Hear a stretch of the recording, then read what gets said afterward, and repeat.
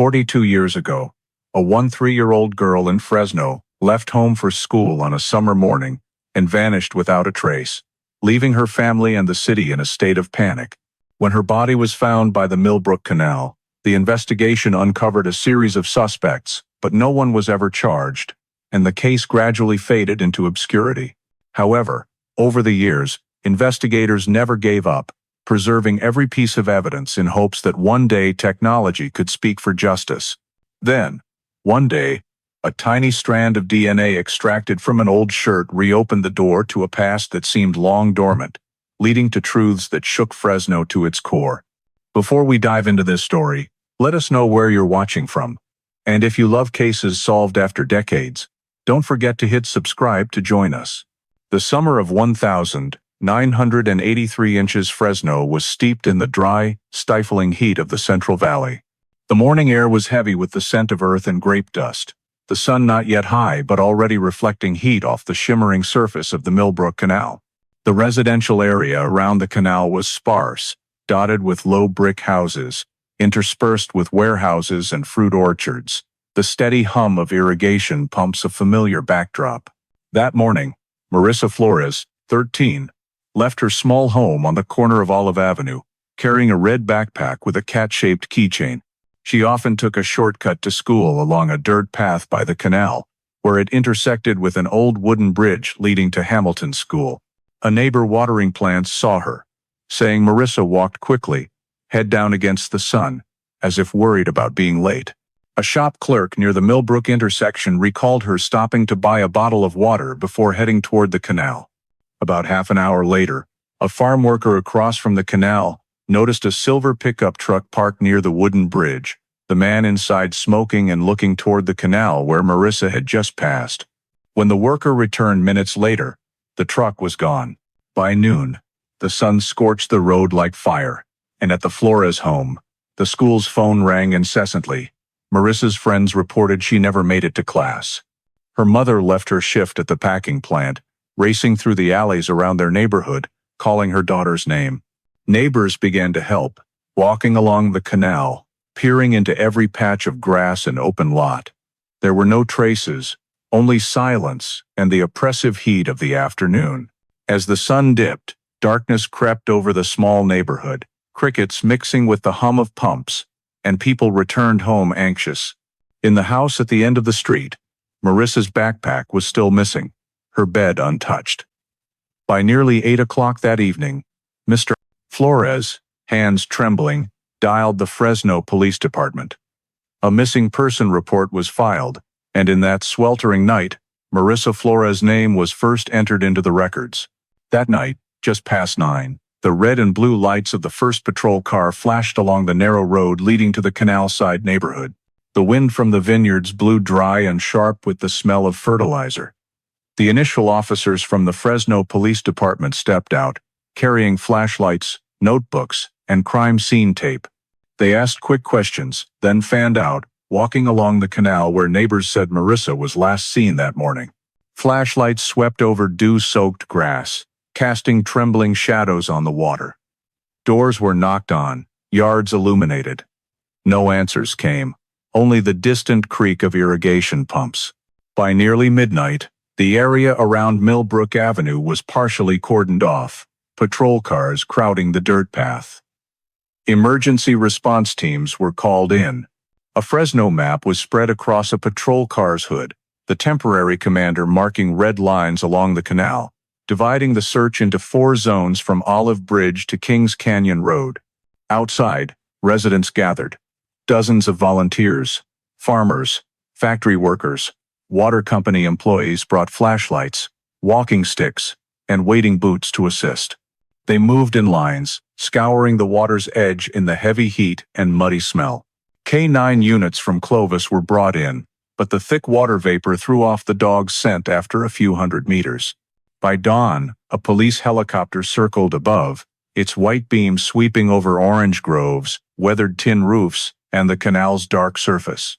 Over the radio, team updates crackled. Zone A clear. Zone B still searching.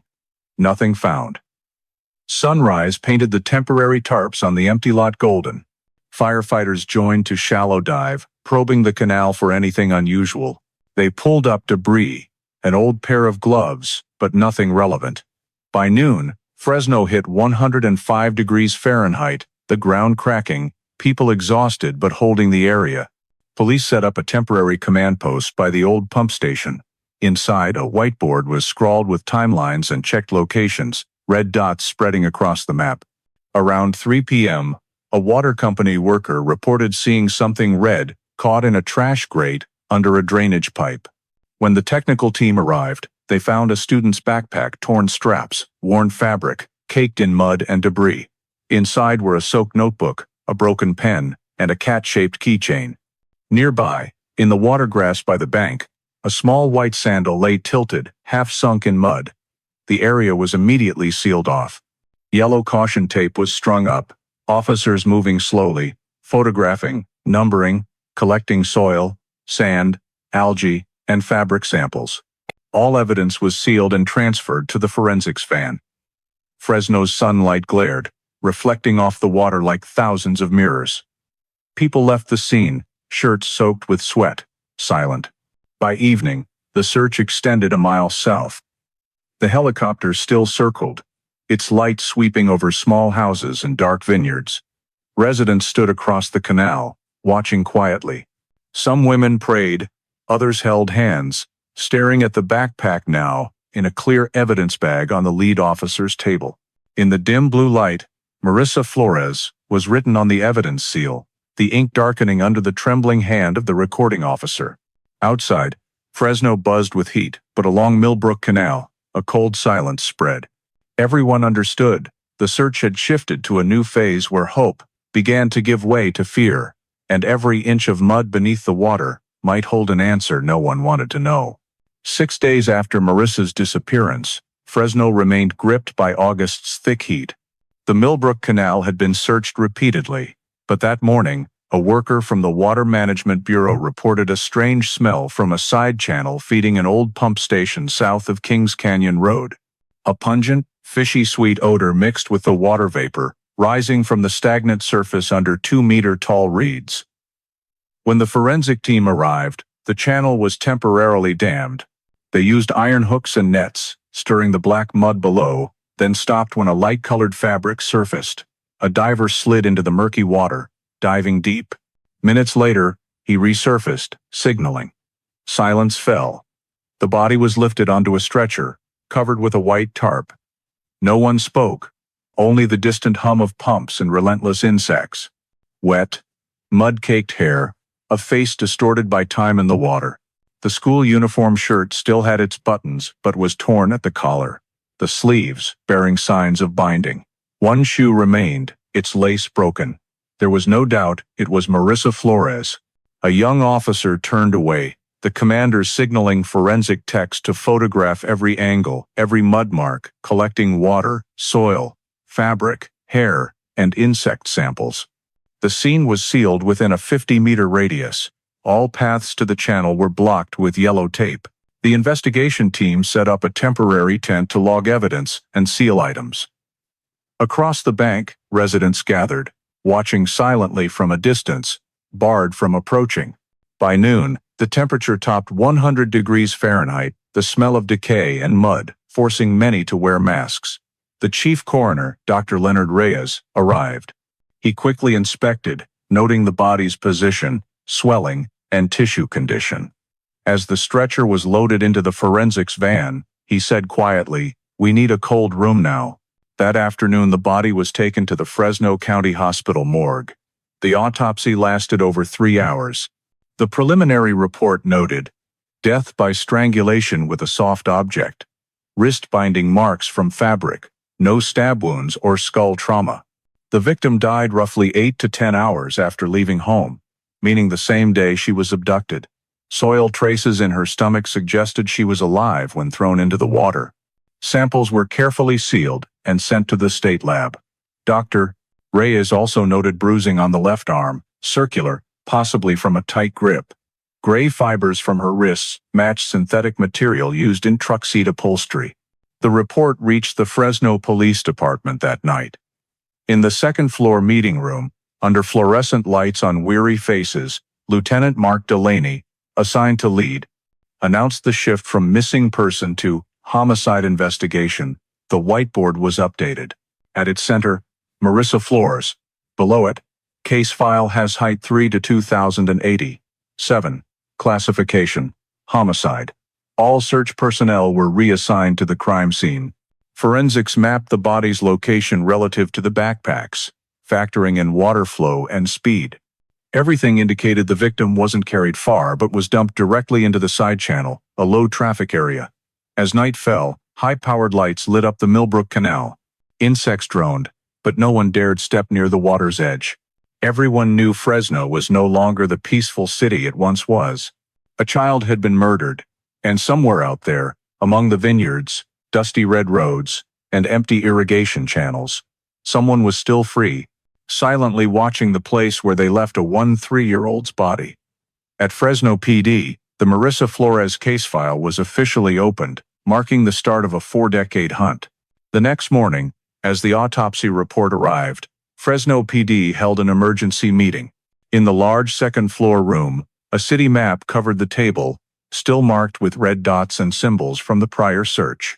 Lieutenant Mark Delaney, the case commander, stood before the whiteboard, voice hoarse from lack of sleep. He announced the chief's decision, formed the Marissa Task Force, a temporary unit pooling all resources for the case. Beside him were the county forensics representative, 2 DOJ Sacramento technicians, 3 veteran investigators, and 2 young officers assigned to scene documentation. The room was split into 4 functional teams. The first handled witnesses, reviewing every statement from day one, listing anyone living or working near Millbrook Canal, the convenience store, pump station, or Marissa's school route. The second managed evidence, cataloging all samples, fibers, soil, tire marks, water, establishing a standardized chain of custody for Sacramento's lab. The third analyzed records and hypotheses, cross-checking interview logs, scene photos, maps, time of death, and canal flow. The last handled admin and communications, liaising with media and the victim's family, ensuring no leaks caused interference. The meeting lasted 3 hours, ending with an order to seal the canal area within a 500-meter radius to reconstruct the scene. That afternoon, under relentless heat, the forensics and technical team returned to the side channel where the body was found. They strung up positioning ropes, measured distances, and used laser rulers to confirm depth, flow direction, and the exact spot where the body was dumped. A technician noted on the map, coordinates 36.7261 newtons, 119.7832 watts, about 1.2 miles from Olive Bridge. From this, the analysis team mapped the victim's likely path, leaving home on Olive Avenue, passing the convenience store, reaching the Millbrook wooden bridge, then intercepted within 200-300 meters from the canal's north bank. Based on flow direction, floating objects, and drift time, they confirmed the body was dumped no more than 2 hours after death.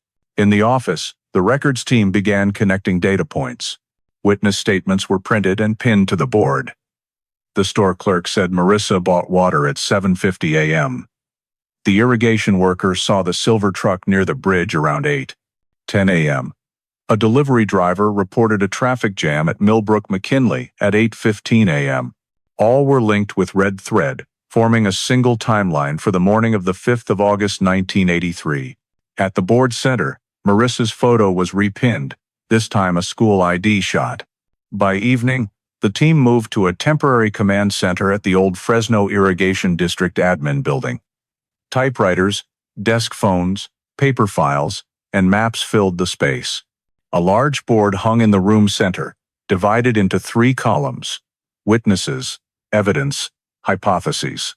Under witnesses, 3 names were marked in red: the irrigation worker, the store clerk, and the delivery driver.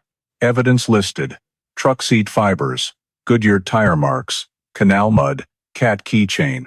Current hypothesis: the abduction occurred at Millbrook Bridge. The perpetrator used a truck, acted quickly, and knew the terrain. That night, forensics sent all samples to the Fresno County Crime Lab. The gray fibers were examined under an electron microscope, identified as industrial polyester, common in Ford F-150 seats from 1,981,983. Tire marks were cast in plaster and matched against DOJ's database. The mud showed heavy clay mixed with nitrate fertilizer, unique to the farmland south of Kings Canyon, where the body was found. Delaney returned to the office near midnight. He surveyed the room, cluttered with papers, maps, and cold coffee cups. Since the missing report, Fresno hadn't slept. On his desk, the case file grew nearly an inch thicker. The first page bore bold text. Homicide investigation. Marissa Flores. Below was a list of 14 Marissa Task Force members, all signed in acknowledgement. Outside, floodlights still illuminated the canal, glaring in the dark. Yellow tape flickered with reflective light along both banks. Fresno had officially entered the hunt for a killer. The criminal investigation began, and case #3-2087 became the department's top priority. No one said it, but everyone knew. This wasn't just a murder case. It was the city's first test of its belief that the small paths around Millbrook Canal were still safe for children like Marissa Flores. The next morning, with the sun still low over the vineyards, the Marissa Task Force's forensics team returned to the scene with specialized gear. The canal bank where the body was found had dried, revealing heavy clay sand soil with shoe prints and tire skid marks. They strung up marker ropes, placed stakes, and photographed the panorama with a Hasselblad 120mm, each frame capturing precise object positions. A technician waded in, using a net to retrieve fabric scraps caught in watergrass near where the body was recovered. The scraps were tiny, like nail clippings, but under a portable microscope, the synthetic weave gleamed silver gray. Nearby, another technician noted faint tire marks on the soil's edge. The tread pattern and spacing matched Goodyear G159, 15-inch diameter, common on mid-sized trucks from the early 1982s. The depth suggested the vehicle stopped briefly, a few minutes, then turned south. Surrounding soil and mud were sealed in bags, labeled Soil Sample Hassone 7-23, with GPS coordinates and collection time. A few meters away, the scene team found a 40-centimeter skid mark along the bank's slope, as if something heavy was dragged to the water. At the skid's edge, wild grass was broken, with tiny fabric fibers on the roots. They carefully collected each fiber, placing them in glass vials labeled Fiber C3. At the skid's end, the soil was heavily disturbed, suggesting the perpetrator moved quickly, possibly stumbling under the victim's weight. Police measured the distance between footprints and depth, noting at least two sizes, one men's 10.5 and a smaller size 5, likely Marissa's. This supported the theory she was dragged from the bank. At Fresno PD, samples were sent to the county crime lab that day. In a fluorescent-lit room, technicians examined the gray fibers under an electron microscope. The structure confirmed industrial polyester, common in Ford F-150 upholstery from 1,981,983. The preliminary report noted, fiber C3, polyester woven, color gray, matches automotive upholstery, Ford, early 1982. Simultaneously, the tire team completed plaster casts, comparing them to California DOJ's database. The match was near perfect with Goodyear G159, sold at Fresno and Clovis dealerships in 1982. A customer list was pulled, 117 individuals, mostly truckers or mechanics. Delaney received the summary late afternoon. He underlined two key lines: Ford F-150, Goodyear G159. These were the first solid leads to the perpetrator. He ordered the admin team to compile a list of all Ford F-150 owners, 1,983 models, registered in Fresno County. The DMV returned 642 names, 112 living within a 5-mile radius of the scene. Police began checking each name. Old car sales records, insurance forms, and repair logs were requested. Another map was pinned to the wall, each owner marked with a green dot. Connected, they formed a circle around Millbrook Canal. Meanwhile, the forensic team continued analyzing soil samples. Under the microscope, they noted high levels of nitrate and phosphate, a fertilizer mix typical of vineyards in the city's southeast. Comparing it to geological maps, this soil type was unique to the area between Kings Canyon Road and Clovis Avenue. Thus, the perpetrator likely lived or worked in this region, home to dozens of produce warehouses and small truck parking lots. While technicians took notes, a young officer found a hair strand caught on a branch near the bank. The short, dark brown hair didn't belong to the victim. It was sealed separately and sent for protein testing. Though DNA analysis wasn't possible at the time, they preserved it in the case file, anticipating future technological advances. Mark Delaney reviewed all evidence and wrote in the preliminary report. Based on physical and trace evidence at the scene, the crime involved a mid-sized truck, likely a Ford F-150 from the early 1980s, using Goodyear G159 tires. The perpetrator stopped at the canal bank, struggled, caused death by strangulation, then dumped the body in a side channel. That night, the Marissa Task Force office remained lit. Evidence bags were neatly arranged in order, numbered 001 to 037. On the whiteboard, Delaney drew red arrows connecting fiber C3 to vehicle Ford F-150, circling the note Search DMV 640, 2 records. He scanned the quiet room, where his team worked diligently, the steady clack of typewriters echoing. Outside, dry wind from the fields carried the smell of dust and fertilizer. In the dim light, Marissa's photo hung at the board's center, her eyes staring forward. At that moment, everyone understood the investigation had its first lead, a fragile thread of gray fabric, pulling them deeper into the labyrinth of Fresno's youngest murder case. 2 days after the evidence results were released, the Marissa Task Force office was stacked with DMV printouts.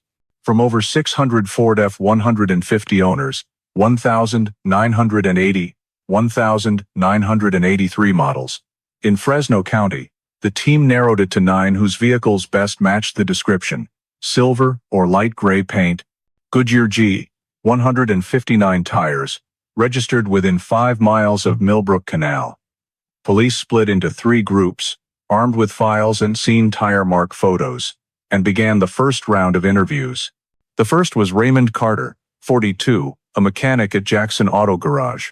His truck matched the paint and model in question, often parked in a lot 2 blocks from the scene. Carter cooperated, allowing a vehicle inspection. When technicians examined the driver's seat, the leather differed entirely from the gray fiber sample. Mud under the chassis was dry and of a different soil type. He stated he was at the garage fixing a transmission that morning, confirmed by a receipt and 2 coworkers. Carter was cleared within 24 hours. The second was Donald Bowers, 33, a delivery driver for Fresno Ice Co. His silver F-150 matched the suspect vehicle. During the interview, Bowers was nervous, constantly lighting cigarettes. He claimed he was delivering at Belmont Market that morning. Police verified his delivery log legitimate, but a 15-minute gap between 8 and 8:20 a.m., the time Marissa vanished, was unaccounted for. Technicians sampled his truck's fibers and tire marks, but results came back negative. Delaney ordered discreet surveillance for a few days. A fuel station receipt near Belmont Market at 8:10 a.m., backed by security footage, cleared Bowers. The third suspect was Ernesto Rivas, 47, a Mexican farm worker living in a mobile home east of Fresno. His truck was an older, beige F-150. When investigators arrived, Rivas was on a night shift at a pump station, nervous but cooperative. His truck's tires didn't match the scenes. Rivas only knew of the case via radio and had no ties to Millbrook. After verifying his shift with the farm owner, he was removed from the list. The fourth was Robert Bob Kinney, 51, a freelance electrician with a 1,979 assault arrest. His criminal record made him an immediate focus. Kinney's F-150 closely matched the tire marks and paint. When police arrived, he was hostile, refusing a vehicle search. Delaney secured a court order, and that afternoon, they searched. Some floor mat stains were sampled, along with seat fibers. 2 days later, lab results showed no match with scene evidence. Kinney was detained 48 hours to verify his schedule. Neighbors confirmed he was fixing wiring at a Northside construction site on August 5. A supply invoice confirmed a 8:30 a.m. delivery. Kinney was released, though police noted unstable behavior, possible domestic violence. The remaining 5 were checked: a Clovis lumberyard worker, a garbage truck driver, an unemployed veteran, a small shop owner, and a freelancer. Each had their tires, fibers, and schedule scrutinized. 1. Harold Jensen, 38, drew attention because his truck was repainted 2 weeks after the crime. When asked why, Jensen cited a collision with a concrete pillar in a warehouse. Technicians used a spectroscope on the old paint, confirming original silver. No blood or foreign fibers were found. But Delaney remained wary. They tailed Jensen for 3 days, noting routine work commutes, no odd behavior. Maintenance records showed the repaint occurred 4 days before Marissa's disappearance. Jensen was cleared. When the summary report was complete, the office whiteboard listed 9 names, all crossed out in red, 312 hours of work, 17 lab samples, 26 statements, no lead to the killer. Delaney sat before the map, neon lights illuminating faded green dots. He knew without a breakthrough, the case would soon join hundreds of others in the cold case files. That night, the technical team sent another analysis. A gray fiber on Marissa's sleeve cuff slightly differed from standard Ford seat material. It was mixed with nylon, unique to special editions made in 1982. This narrowed the investigation to 41 trucks registered in Fresno that year. A faint hope flickered amid the dense files, but Delaney stayed cautious. "We're looking for someone who knows this canal, drives an unremarkable truck, and maybe stopped for just a few minutes," he said. "Left nothing but a fiber." As the team left, the ceiling fan spun, rustling Marissa's photo on the board. 6 days since the body was found, Fresno began to realize the killer wasn't a passing stranger but possibly a familiar face in town, someone who parked near the canal, watched kids walk to school, then vanished into the community as if they never existed. With the initial suspect list exhausted, Lieutenant Delaney ordered the records team back to basics, reconstruct Marissa's entire morning of the 5th of August 1983. He believed that properly sequenced witness statements could pinpoint the exact moment she vanished, a blind spot they hadn't identified in 2 weeks. On the whiteboard, an enlarged Fresno map showed colored dots marking where Marissa was seen that morning. 7. Flores home, Olive Avenue.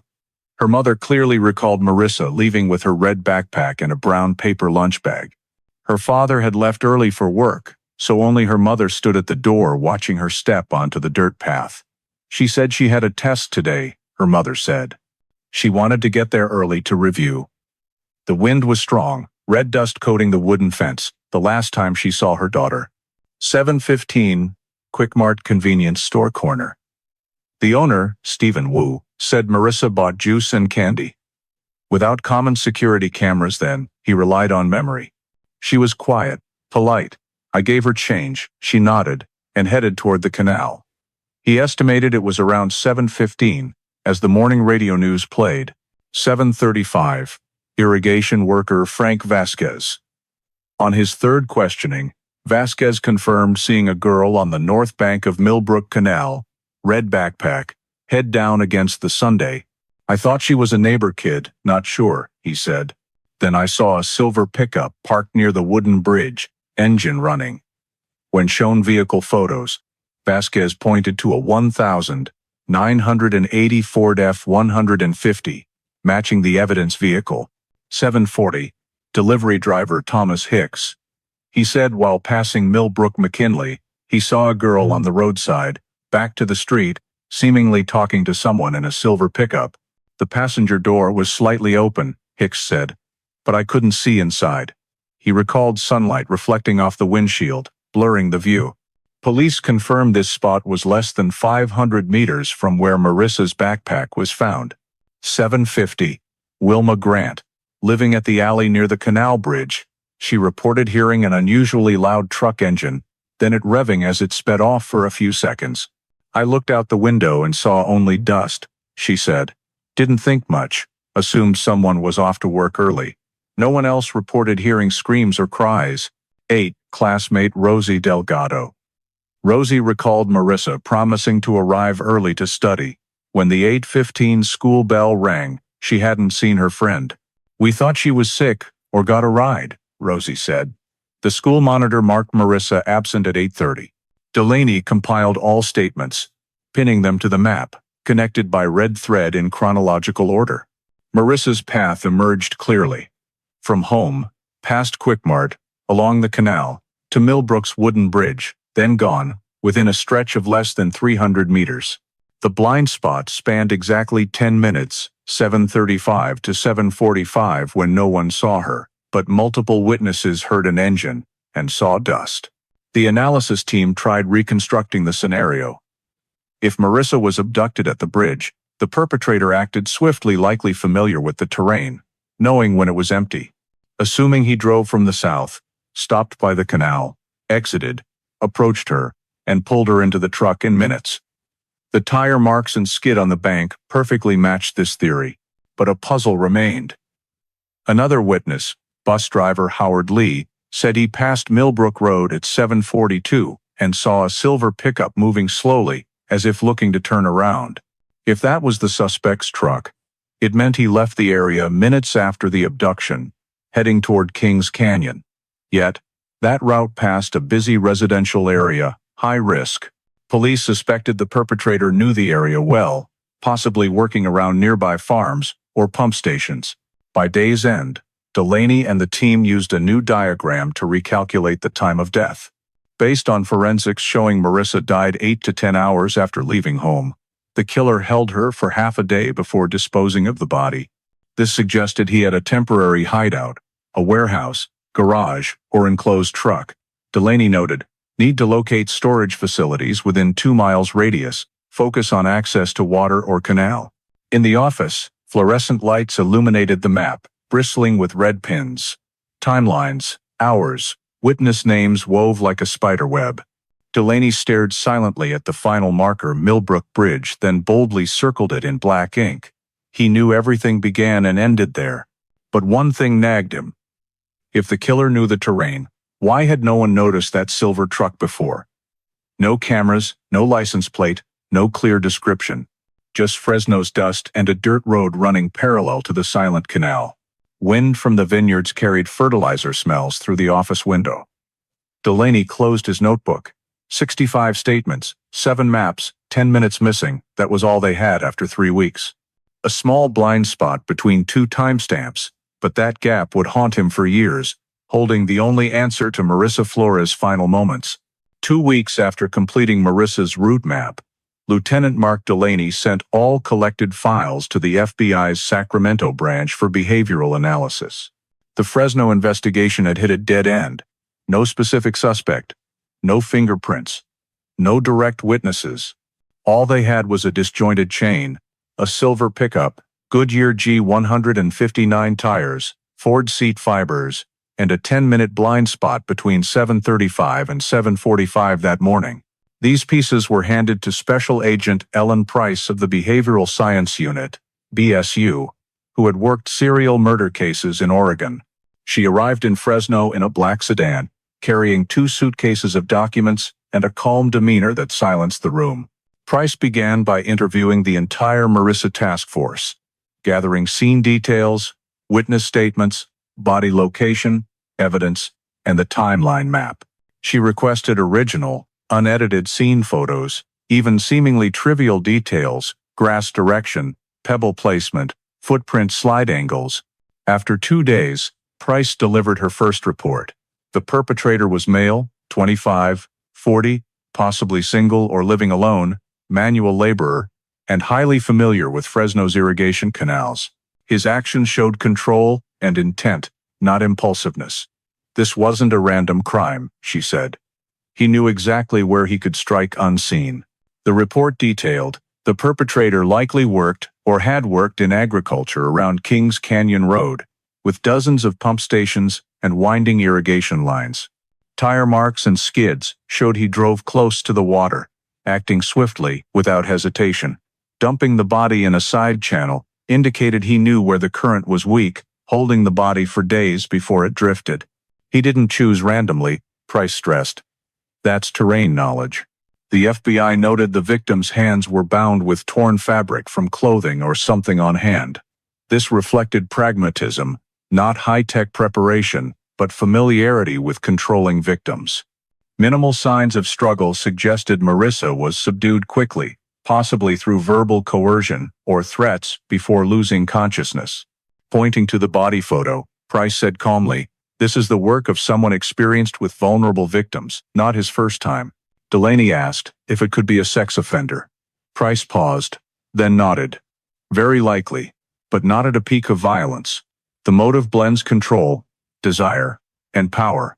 After the act, he minimally processed the scene, didn't steal, didn't hide the body, just wanted evidence gone fast. From this, the BSU drafted a behavioral profile. Male, 25, 40, white, or Latino, average build. Works in mechanics, agriculture, or transport. Owned or drove a Ford F-150, early 1000, 980 seconds, silver or gray. Reserved, low social interaction, but observant of surroundings. Likely returned to the scene post-crime. Many such offenders check community reactions. Possibly lived or worked within 3 miles of Millbrook Canal. The FBI concluded the perpetrator didn't flee Fresno post-crime. His actions showed confidence, no panic, no signs of leaving. The report urged police to screen part-time workers at farms, small transport companies, or repair shops around Kings Canyon Road in 1983. Delaney reviewed Price's notes, circling, "Return to scene" in red. Her words recalled a detail from witness Wilma Grant. 3 days after the disappearance, she saw a strange man by the Millbrook Bridge, staring at the canal, leaving when she opened her window. Police had assumed he was a fisherman, but now the detail silenced the team. The Marissa task force copied the behavioral profile into 3 sets, sent to nearby Clovis, Sanger, and Madera police, with an internal notice: cross-check any sex offenders or suspicious behavior from that period with this profile. A bulletin was posted in Fresno PD's meeting room, bolded, "Offender Profile, Case 80, 3-2087, Marissa Flores homicide." Below was a brief suspect description, next to canal photos and tire marks. In the following days, police received reports from other units.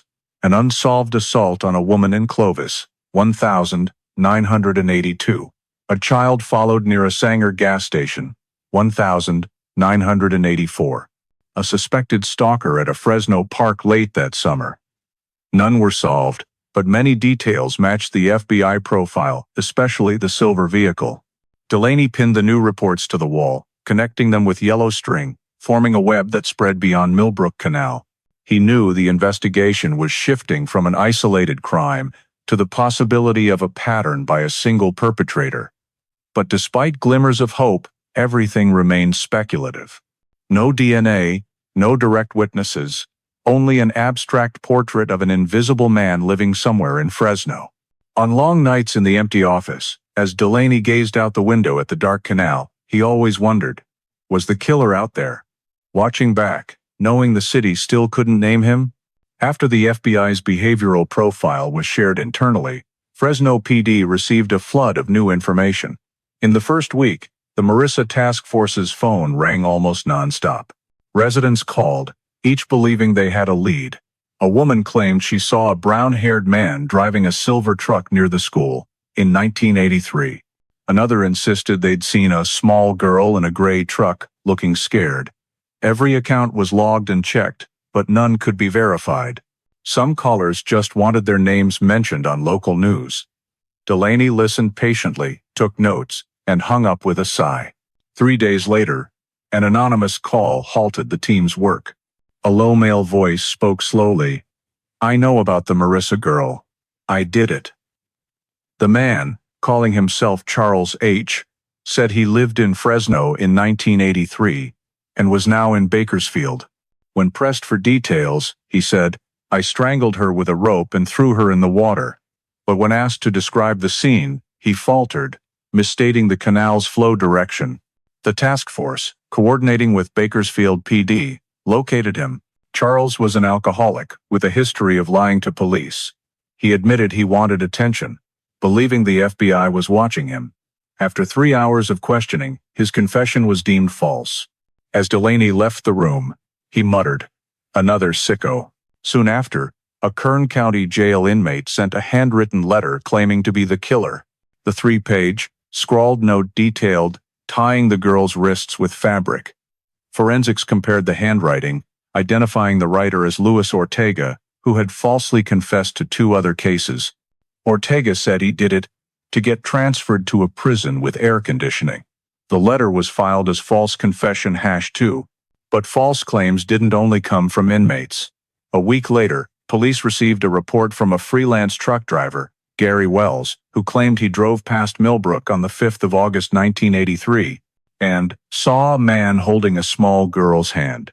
Wells described him as about 30, curly hair, wearing a blue shirt, but when cross-checked with weather data and delivery routes, police found his company had no trips through Fresno that day. When pressed, Wells stammered and admitted he dreamed it after watching the news. The case dominated local media. The Fresno Bee and KFSN ran Justice for Marissa segments, interviewing neighbors, teachers, old friends, even reenacting the scene. The images sparked both fear and curiosity among residents. But for Delaney, they were a disaster. Each new broadcast triggered dozens of calls. People reported seeing a silver truck somewhere, or a suspicious man at the market. The flood overwhelmed the switchboard, forcing an extra line. Most were rumors. One claimed the killer was a church worker. Another insisted a cop covered it up. Each rumor cost Delaney a day to debunk. Amid the chaos, one lead seemed promising. A canal maintenance worker reported finding what looked like fabric rope in bushes near the Millbrook Bridge. Police retrieved it immediately. The 70 centimeters rope, decayed, matched the polyester nylon type noted in the report. The lab took 3 days to test it. Results showed it differed entirely in color and composition. The evidence was discarded, but the brief hope silenced the team for an evening. Public pressure grew. The Flores family appeared on TV, Marissa's mother trembling before the camera. "We just need to know who did it. Not for revenge, but for answers." Her words hushed the police meeting room. Delaney knew time was against them. By month's end, the Marissa task force received 2 new suspects from reports outside Fresno. A man arrested in Clovis for stalking children, and a homeless man with an old silver truck. But the first had a solid alibi. He was at a gas station over 10 miles away. The second was illiterate and unaware of the case. All were coincidences. The internal report summarized this phase coldly. August. September, 1,983. 42 public tips, 3 false confessions, 11 field checks, 0 viable leads. That night, in the office under dim yellow light, Delaney stood before the bulletin board. Photos, strings, and red pins gathered dust. The words, Ford F-150, Millbrook Canal, timeline gap, seemed to lose weight. He shed his jacket, sat down, and reread the FBI reports, line by line. Outside, wind rustled through orange trees, sounding like water flowing in the canal. By October, the investigation nearly stalled. Budgets shrank, teams returned to regular duties. The Marissa task force dwindled to 5 members. Delaney kept the office open, but calls tapered off. Occasionally, a hoarse voice claimed over the phone, "I know who did it." But when pressed, they hung up. One night, with only the clock ticking, Delaney stared at Marissa's photo on the board. In the dim light, her eyes seemed to gleam, gazing out the window toward the silent Millbrook Canal under moonlight. He knew the case was slipping beneath thousands of others, a small name in the unsolved list, and he understood that without a miracle or new technology, Marissa Flores would remain in the shadows of unsolved files. By late 1983, as an early winter arrived, the Marissa Task Force office was nearly empty. The whiteboard, once tangled with yellow string, held only tattered papers. The hotline stopped ringing, thick reports coated in thin dust. Lieutenant Mark Delaney sat alone in the small room, listening to the soft hum of the heater, rereading the team's final meeting notes. No new evidence, no reliable witnesses, no fingerprints, no DNA. The Fresno County DA's office issued a formal notice. The Marissa Flores case was reclassified as cold case, pending evidence. A brief line closed 8 months of relentless investigation. In January 1984, all evidence was repackaged per chain of custody protocol. Each nylon bag bore a new label, Case 80, 3-2087, closed, divided by inactive.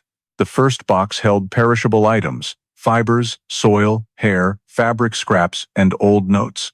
The second contained witness records, 67 statements, 4 special investigation logs, 3 alibi confirmations. The last was an envelope with 10 scene photos, 3 route maps, and a faded cat-shaped keychain from Marissa's red backpack. All were sealed and moved to the evidence room in the Fresno County Sheriff's Office basement, a cold, moldy concrete space lit by faint fluorescent bulbs. A storage clerk signed off, wheeling the case files to a steel shelf among thousands of cases. Code 83-2087 sat on row 8, between 2 jewelry store robberies and an unsolved stabbing. From that moment, Marissa Flores's file vanished from desks, existing only in the pending list. Meanwhile, Fresno's media stopped reporting. After months of frenzy, justice for Marissa was replaced by new crime stories. Her face faded from TV screens. Residents stopped mentioning her name. For them, Fresno had to move on grape harvests, a new drought, other kids walking to school by the same canal. Only the Flores family couldn't escape the memory. In spring 1985, they sold their Olive Avenue home. Mrs. Flores told neighbors she couldn't bear seeing the Millbrook Bridge. They moved to Bakersfield, where Miss Flores took a new job in transport. Before leaving, she visited St. John's Church, placing a small plaque. In memory of Marissa A. Flores, 1970, 1983. After the final Sunday Mass, she wrapped her daughter's photo in white cloth, packed it in a suitcase, and left Fresno silently. From then, her name echoed only in prayers. In the years that followed, the case resurfaced occasionally with similar crimes. In 1987, another girl vanished in Madeira. Police reviewed Marissa's file but found no link.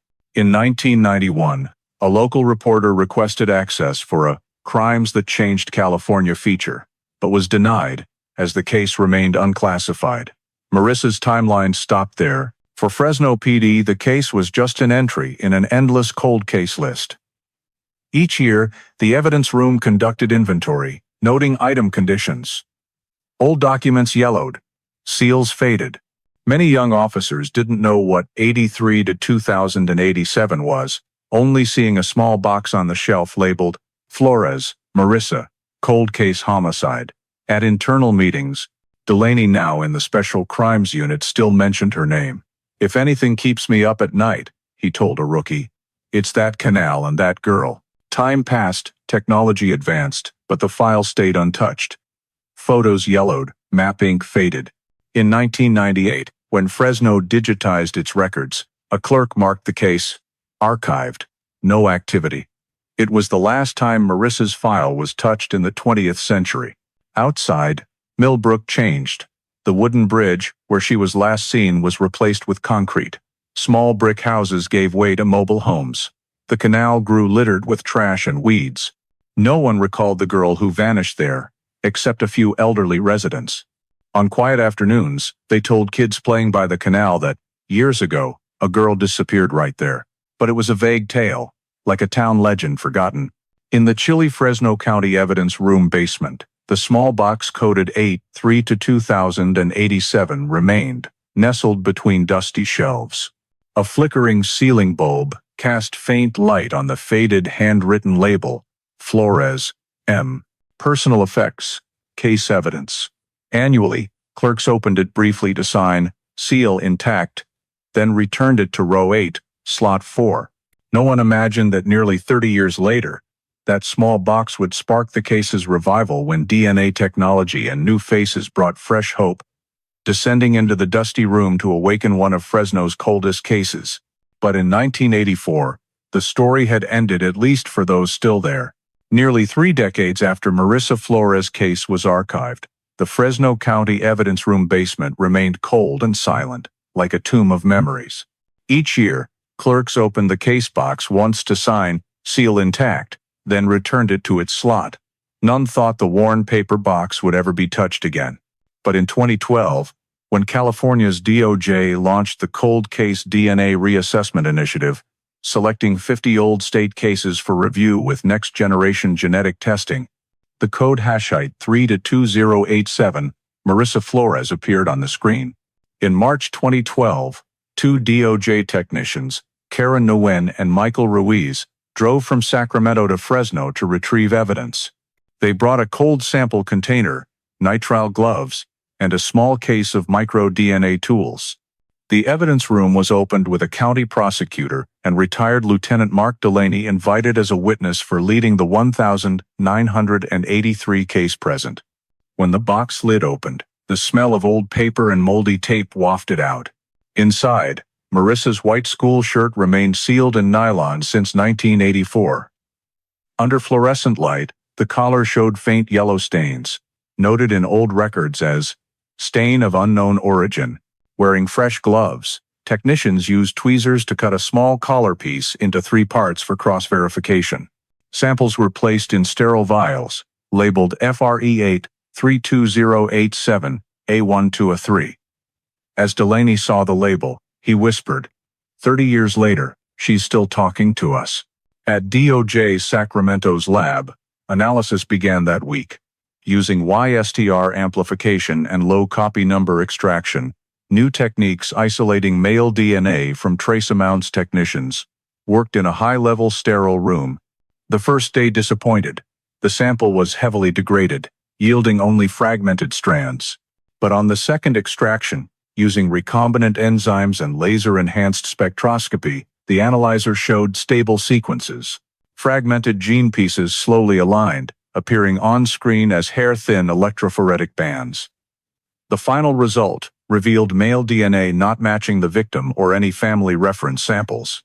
Lead analyst, Dr. Ruiz, sent a brief report to DOJ.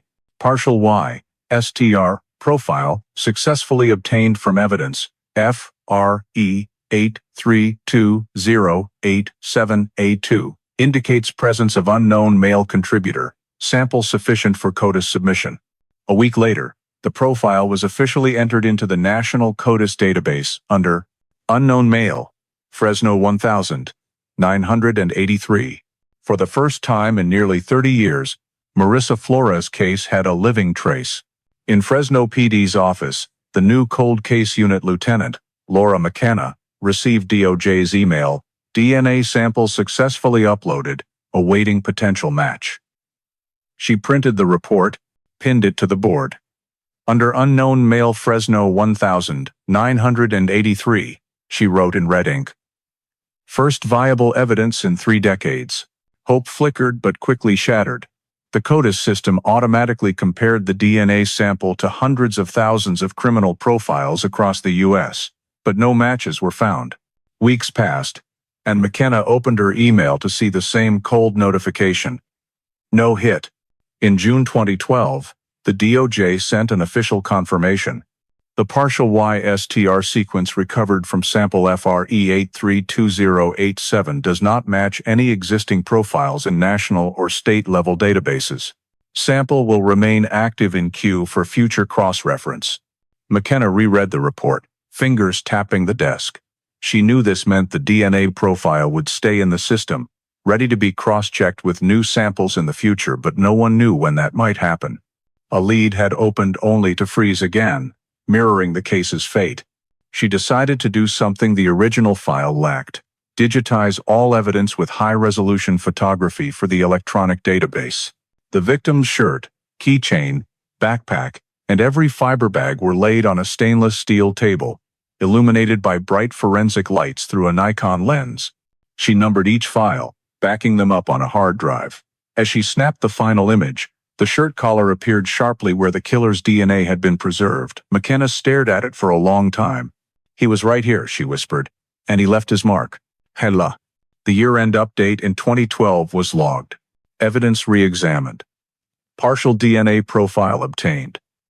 Case status: inactive, pending future match. A curt line, but enough to rekindle faint hope. Time marched on. The Marissa Flores case fell silent again. DOJ technicians stored the DNA sample in a 80 degrees Celsius freezer, labeled "Do Not Discard." Occasionally, when new criminal DNA entered CODIS, the system automatically scanned and compared it to unknown male Fresno 1983.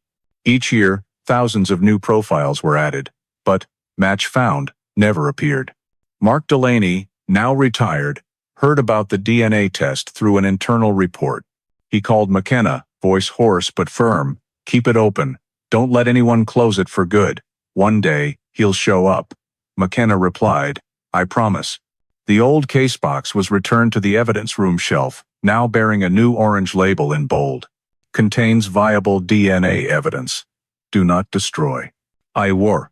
In the quiet room, yellow light reflected off the thin dust on the box's lid. 30 years had passed, but for the first time since the girl was thrown into the canal, science whispered. The killer hadn't vanished completely. He'd left a piece of himself, so small no one noticed, but enough to wait for time and technology to name him. Like all cold cases, Fresno sealed the file again. But this time, instead of an end, it began a countdown to awakening.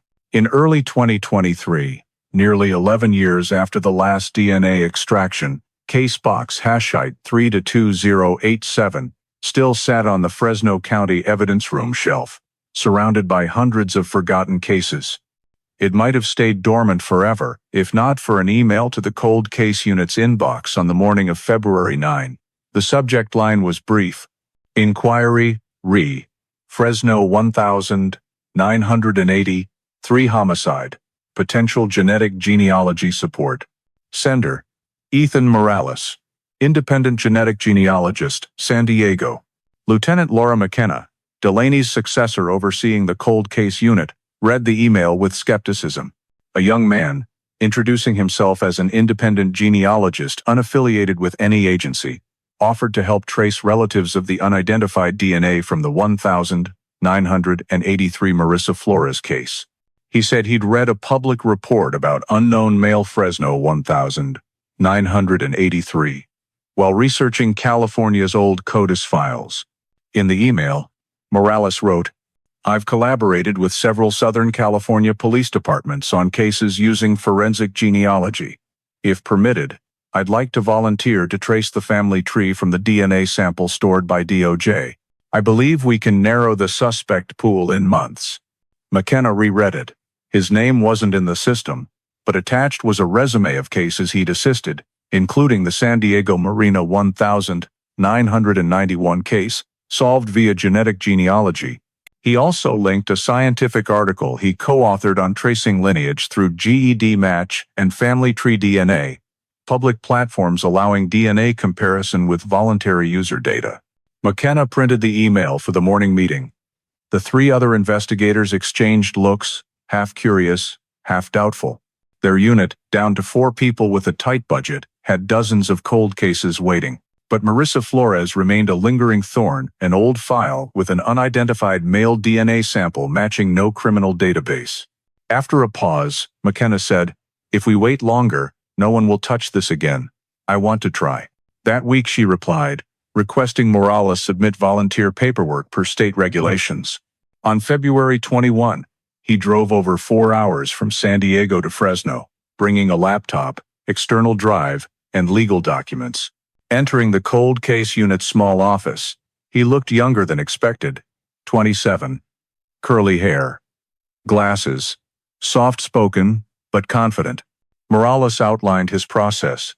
He didn't need the original DNA, just the 2012 DOJ-coded genetic sequence. From there, he'd convert it to a GED match-compatible format to find genetic relatives, people sharing gene segments with the unidentified sample. A question arose. Did using public databases violate privacy? Morales explained that all platforms required users to voluntarily share data with law enforcement. "I'm not hacking anything," he said. "I'm using what's publicly offered to trace a lineage." McKenna sought the county prosecutor's opinion.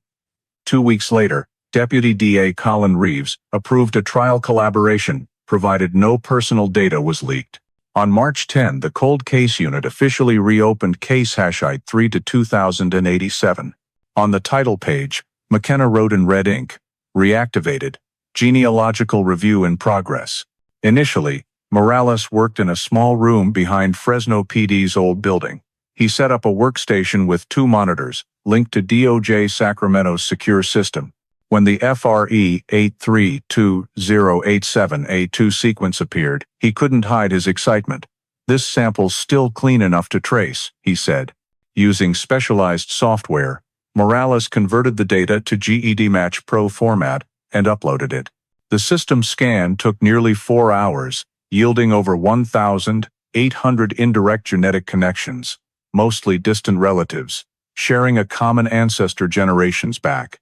From there, Morales began meticulous work, filtering names, family trees, cross-referencing civil records, births, marriages, and addresses in Fresno County. He noted on a board, Leary, Garrison, Rhodes, Mendez, surnames with the most genetic matches. Each branch was color-coded, from 19th century Ohio ancestors to 1,972 California residents. For 3 weeks, Morales's room stayed lit. McKenna occasionally stopped by, seeing walls covered with 3 sheets of family trees, linked by colored strings. Each string was a person, a lineage, a genetic tie. "It's like tracing in the dark," Morales said, "but every name leads to a story." By late April, he submitted a 27-page interim report. It showed the unknown male Fresno 1983 DNA most closely matched the Leary family, living in Fresno since the 1942. The genealogy listed 3 men born between 1900 and 41,960 who lived near Millbrook Canal. McKenna looked up at him. "Are you sure?" Morales nodded. "It's early to conclude, but if correct, he never left this place. He's been among us." One May afternoon, McKenna sent the report to the prosecutor's office with a note. "Potential familial link identified via forensic genealogy. Request authorization for secondary verification." The next day, Reeves approved. Nearly 40 years after Marissa Flores vanished, case #ID 3-2087 was back on Fresno PD's meeting table. This time, it wasn't vague hope. Amid thousands of genetic code characters, a name was emerging for the first time since 1983. The team had a real direction. In the dim light of the small room, Morales looked at Marissa's old photo on the wall and whispered, "We're close to finding him, Marissa." Ethan Morales began his work in a small third-floor room at Fresno PD, where faint light from a narrow window fell on stacks of files and genealogy printouts covering the desk. On the computer screen, thousands of genetic data lines were processed. Each string represented a lineage branch, each match a link in the genetic maze. He called it a gene forest, his task to find the single path to the person who left DNA on Marissa Flores' shirt nearly 40 years ago. Initial data showed 1,842 partial matches with unknown male Fresno 1983. Most were distant relatives under 0.8% shared DNA, equivalent to 4th or 5th generations. Morales filtered the list, keeping only those with over 2% shared DNA, likely sharing a great-grandparent or great-grandparent with the suspect. He grouped matches by residence: Central California, Nevada, and Ohio origins. One family stood out: the Larrys, with over 16 people appearing across various match levels. Morales printed the data, creating a large chart. At its center were Irish immigrants Gerald and Nora Leary, settled in Fresno since 1942, with 3 sons and 2 daughters. One son, Patrick Leary Sr., born 1938, had 4 children, 2 sons, 2 daughters. The sons, born 1956 and 1960, lived in Fresno, in the 1982nd.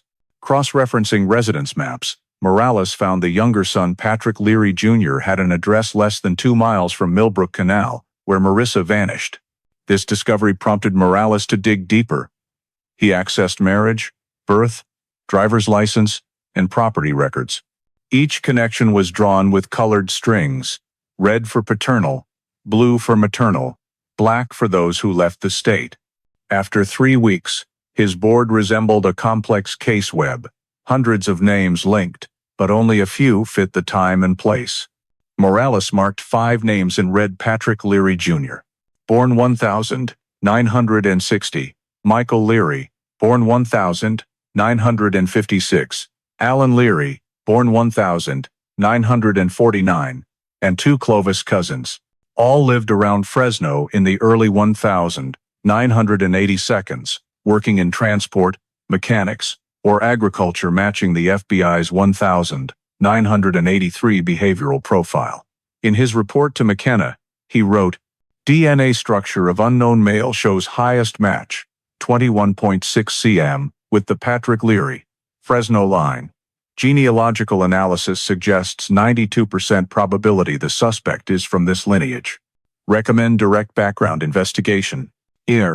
Reading the report, McKenna sat silent for a moment. She knew this was a turning point but had to follow protocol. She called DOJ Sacramento to confirm the method's legality. 3 days later, DOJ replied, "Legal framework permits genealogical data use in criminal investigations with matching DNA and defined geographic scope." McKenna signed an order forming a parallel investigation team, including Morales, 2 seasoned investigators, and a data analyst. They called it Operation Millbrook, referencing where it all began. In the following days, Morales and Investigator Sergeant Dan Hooper visited Fresno County's Public Records Office to check residency logs. In old registries, they found Patrick Leary Jr.'s address 1120 East Belgravia, about 1.8 miles from Millbrook Canal, with residency from 1981, 1985, 1983 tax records showed he worked for Central Valley Freight, a small transport company, using Ford phone 150 Morales pointed to a blurry driver's license copy. "Here it is, 1980. 2 Ford pickup, silver." McKenna ordered a criminal background check. Results showed Patrick had a $1,985 fine for disorderly conduct and a warning for stalking women outside a local theater. No major convictions, but his behavior matched the FBI's 1983 profile. Male, 25, 40, living near agricultural areas, worked in transport. Morales couldn't hide his excitement but stayed cautious. "Genealogy doesn't convict," he said. "It just points the way." He dug deeper into the DNA, checking secondary branches. The Leary family had distant relatives in Nevada and Arizona, but all were born after 1970, too young for the profile. When the system showed closest match, 31.2 cm Leary, Fresno line, Morales knew he'd hit the limit. "No doubt, the DNA's in this bloodline," he wrote in a supplemental report. On the 19th of May, 2023, the cold case unit held a closed meeting. McKenna presented to Prosecutor Reeves. "Genealogical evidence suggests the suspect is highly likely from the Leary line, particularly Patrick Jr., who lived near the scene during the crime. Request next steps, monitor activities and collect indirect samples." Reeves paused, then nodded. "Approved. But do it clean, thorough, no mistakes. This is a 40-year case, we get one shot." As the meeting ended, Morales stayed in the room, looking at Marissa's faded photo on the wall, her eyes still bright as ever. On the desk, Fresno's map was dotted with red pins, and among them, the name Leary was boldly circled in black ink. He whispered, almost to himself, "We're close, Marissa. Just one more branch."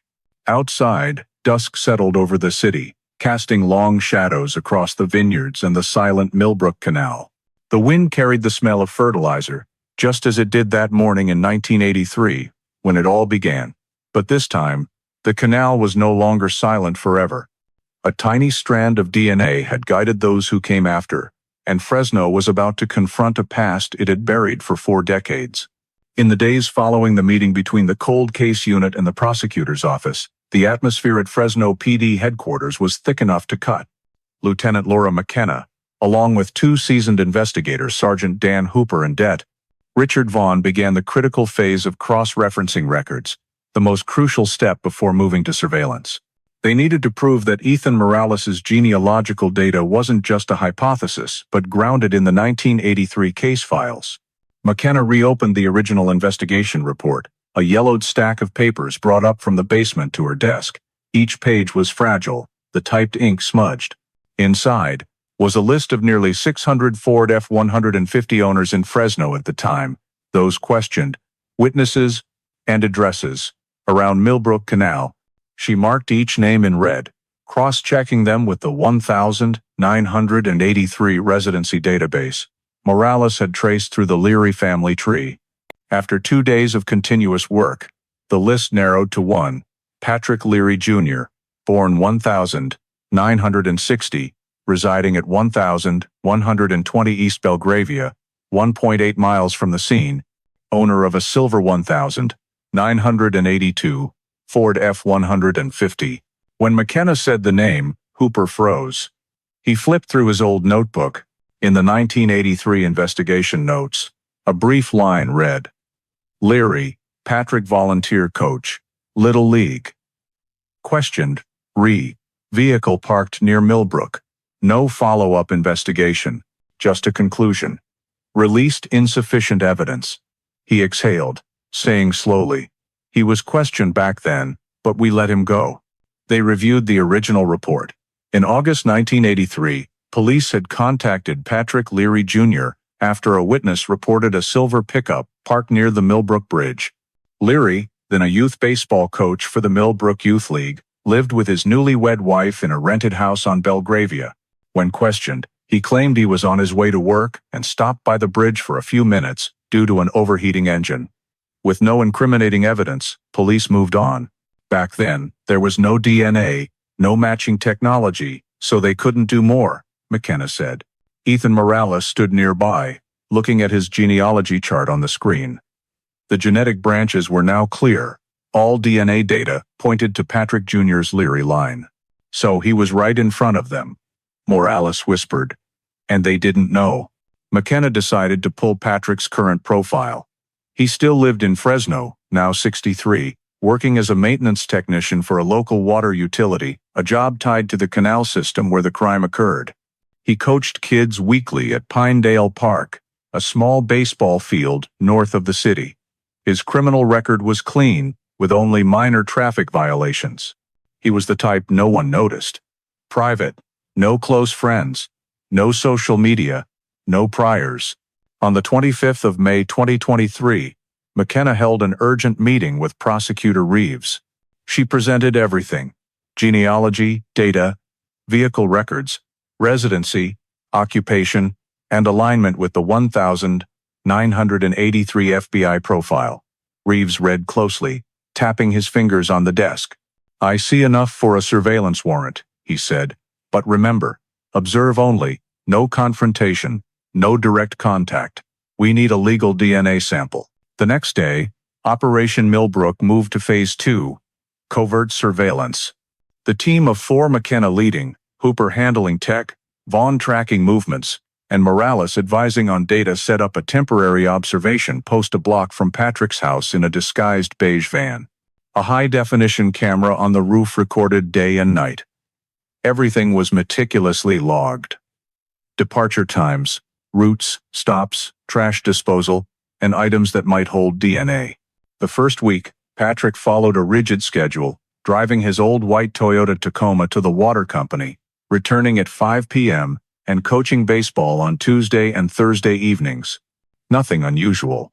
But on the 10th day, Morales noted something significant. Patrick stopped at a market near Millbrook, bought coffee and cigarettes, and tossed the paper cup in an outdoor bin. Hooper logged the time and location, waited for him to leave, and collected the sample with sterile tongs. It was labeled Surveillance DNA Hasson, Cup, Patrick L., and sent to the DOJ Sacramento lab. While awaiting results, McKenna continued cross-referencing old files. In a 1983 witness report, a local bus driver mentioned seeing a brown-haired man, stocky, in a blue shirt, by a silver pickup at the Millbrook Bridge. That vague description, when placed beside a young Patrick's DMV photo McKenna had just obtained, matched eerily same build, same hair, same square jawline. When the comparison report was complete, McKenna printed the old photo and pinned it beside new evidence photos. The room fell silent. Morales said softly, "It can't just be coincidence." 3 weeks later, a call from the Sacramento lab came early in the morning. The technician's voice was steady over the speaker. The DNA from the paper cup matches 98.7% with unknown male Fresno, 1,983. While not legally conclusive, the probability of shared lineage is extremely high. McKenna set the phone down, saying nothing. She looked out the window, where Fresno's sunlight spilled into the silent room. Surveillance was extended another 30 days, preparing for the next step, obtaining a warrant for official DNA collection and a search. In the memo to Prosecutor Reeves, McKenna wrote, "Target identified, Patrick Leary Jr., probable familial match confirmed. Recommend proceeding to Phase 3, controlled collection." As she signed the page, Leary was underlined 3 times. On the wall, Fresno's map, dotted with hundreds of red pins, now had one pin at 1,120 East Belgravia. After 40 years, the winding hunt ended, where it began in a city that had forgotten the girl with the red backpack, where her killer lived quietly as an ordinary neighbor. From mid-June 2023, Operation Millbrook shifted to full-time surveillance. McKenna's team split into 2 shifts, tailing Patrick Leary nearly 24 hours a day. His small house sat in a quiet neighborhood on East Belgravia, less than 2 miles from the old Millbrook pump station, the same distance noted in 1983 files. Police installed long-range cameras on the disguised van, aimed at the trash bin by his yard. Each morning, Hooper logged Leary's departure, routes, items carried, and habits like smoking or drinking coffee.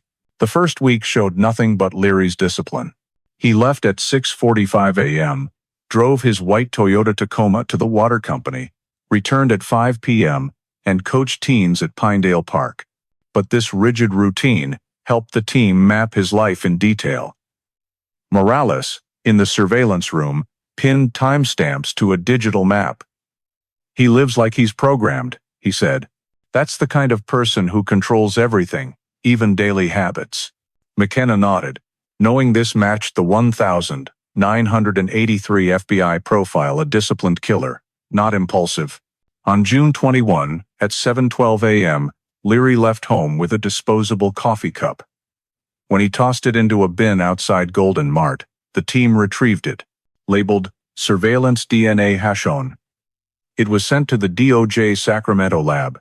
A week later, results confirmed a 98.7% match with unknown male Fresno, 1,983, strongly indicating Leary's direct lineage to Marissa's killer. Legally, however, trash samples were only suggestive, not admissible. A court-ordered direct DNA sample was needed. McKenna knew the next step had to be flawless. She met with Reeves to request a warrant. In the court brief, she wrote, "Based on indirect DNA testing, combined with residency, occupation, vehicle, and behavior matching the 1,983 suspect profile, we have reasonable grounds to believe Patrick Leary Jr. may be responsible for Marissa Flores's death." The Fresno County Court approved on July 5, authorizing blood and buccal swab collection from Leary under attorney and prosecutor supervision. Before proceeding, McKenna wanted one more confirmation. She ordered continued surveillance for additional samples. Over 2 weeks, Hooper and Vaughn collected a Marlboro cigarette from the baseball field and a plastic water bottle from Leary's truck. Both samples matched 97–99%.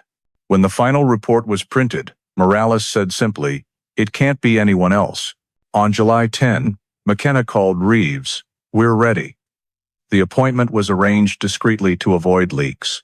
On the morning of July 12, two plainclothes officers approached Leary at his workplace parking lot. They presented the collection warrant and explained his rights. Leary seemed surprised, but didn't resist. "What's this about?" "I haven't done anything," he said, yet signed the consent form. A forensic nurse collected buccal and blood samples per protocol, with all actions recorded and sealed on site. The package, labeled DNA Official Sample, P. Leary, #20WA3-07, was sent to the DOJ Sacramento lab that day. While awaiting results, the cold case unit's atmosphere was frozen. No one spoke much, only the hum of the air conditioner and keyboard clicks. Morales sat at his screen, checking DOJ emails. He knew this could close 40 years of waiting. On the evening of July 17, a secure notification from Sacramento arrived. Test complete. Full STR profile obtained. The team held its breath as McKenna opened the attachment. The report was brief. 3 lines. Sample P. Leary, 2023-07. Complete STR match to case sample FRE832087. Probability of coincidence is less than 1 inch 1 quadrillion. Conclusion. Identical source. No one spoke. McKenna set the file down, eyes fixed on the conclusion. After 40 years, they had the killer's identity. Morales whispered, barely audible, "He's no longer unknown male Fresno 1983. The next morning, Prosecutor Reeves called an urgent meeting with Fresno PD's chief and DOJ representatives. The arrest plan was approved. Detain Patrick Leary Jr. at his home, 1120 East Belgravia, early on July 19. SWAT was deployed for security but to avoid attention. On the evening of July 18, McKenna stayed in the office. On her desk were Marissa Flores's old photo and the DNA report copy. She placed them side by side, her fingers trembling slightly. The room glowed with yellow light. Outside, Fresno seemed to hold its breath. After 4 decades, the hunt was reaching its end. At 5:15 a.m., the next day, unmarked black cars parked silently along the quiet street. In the command vehicle, McKenna spoke into the radio, voice steady. "Alpha unit, standby. Target confirmed at location." When the go signal sounded, armored figures moved swiftly across the lawn. 3 sharp knocks rang out. At exactly 5:24 a.m., on the 19th of July 2023, Fresno police arrested Patrick Leary Jr., the man DNA proved was the sole perpetrator of Marissa Flores' 1983 murder. In that moment, as the house door opened and light fell on Leary's aged face, McKenna thought only one thing: justice, though 40 years late, had finally found its way back. The DOJ Sacramento lab report arrived at 10:48 p.m. on the 17th of July 2023, marked confidential, priority case response. The 2-page PDF's first line read clearly, Sample ID, P. Leary, 2023-07, STR match 99.9998% to case sample FR, E832087, source, identical. Below was the red seal of the California DOJ and the signature of Dr. Michael Ruiz, who had worked on the original 2012 DNA extraction. With this result, all debate ended. Patrick Leary Jr. was the man who left his trace on Marissa Flores' shirt collar in the summer of 1983. In the cold case unit office, Lieutenant Laura McKenna finished reading, set the report down, and no one spoke for minutes. Only the slow hum of the ceiling fan and fluorescent light reflecting off Marissa's old wall photo filled the room. Morales stared at the result, hands clenched. "It's done," he said softly, almost disbelieving his own words. Hooper leaned back, exhaling deeply. 40 years, and all it took was one cell. That night, McKenna drafted an urgent summary for the Fresno County Prosecutor's Office. At 7 a.m., an emergency meeting was held at the downtown DA's headquarters. In a small third-floor room, McKenna, Morales, Prosecutor Colin Reeves, and the Fresno police chief sat around a round table. At its center were the DNA results and Patrick Leary's profile. Reeves opened the meeting sternly. "I want to ensure no errors before we request an arrest warrant." McKenna outlined each step, from the genealogical link discovery, surveillance, indirect sample collection, to the court-ordered official sample. Everything was recorded, sealed, and witnessed legally. Morales added details on the genetic chain. "We have 22 star markers fully matched, only possible from the same person, with a coincidence probability below 1 inch a trillion." He opened his laptop, projecting an electrophoresis chart, 2 red and green signals perfectly aligned. "No doubt," Morales said, "this man is the source of the 1,983 victims' shirt DNA." Reeves nodded slowly. He flipped through the old file. In its 1983 report, Leary had been questioned once and released for insufficient evidence. Looking at the yellowed text, he said quietly, "We stood right in front of him." Then he looked up. "He's not going anywhere now." Right after the meeting, Reeves contacted the county judge to request an emergency probable cause arrest warrant, citing the DNA results and supporting evidence. In the 12-page petition, he wrote, "The recovered biological evidence from 1,983 homicide of minor Marissa A. Flores conclusively matches genetic material of Patrick Leary Jr., DOB the 14th of February 1960. The probability of coincidental match is less than 1 in a quadrillion.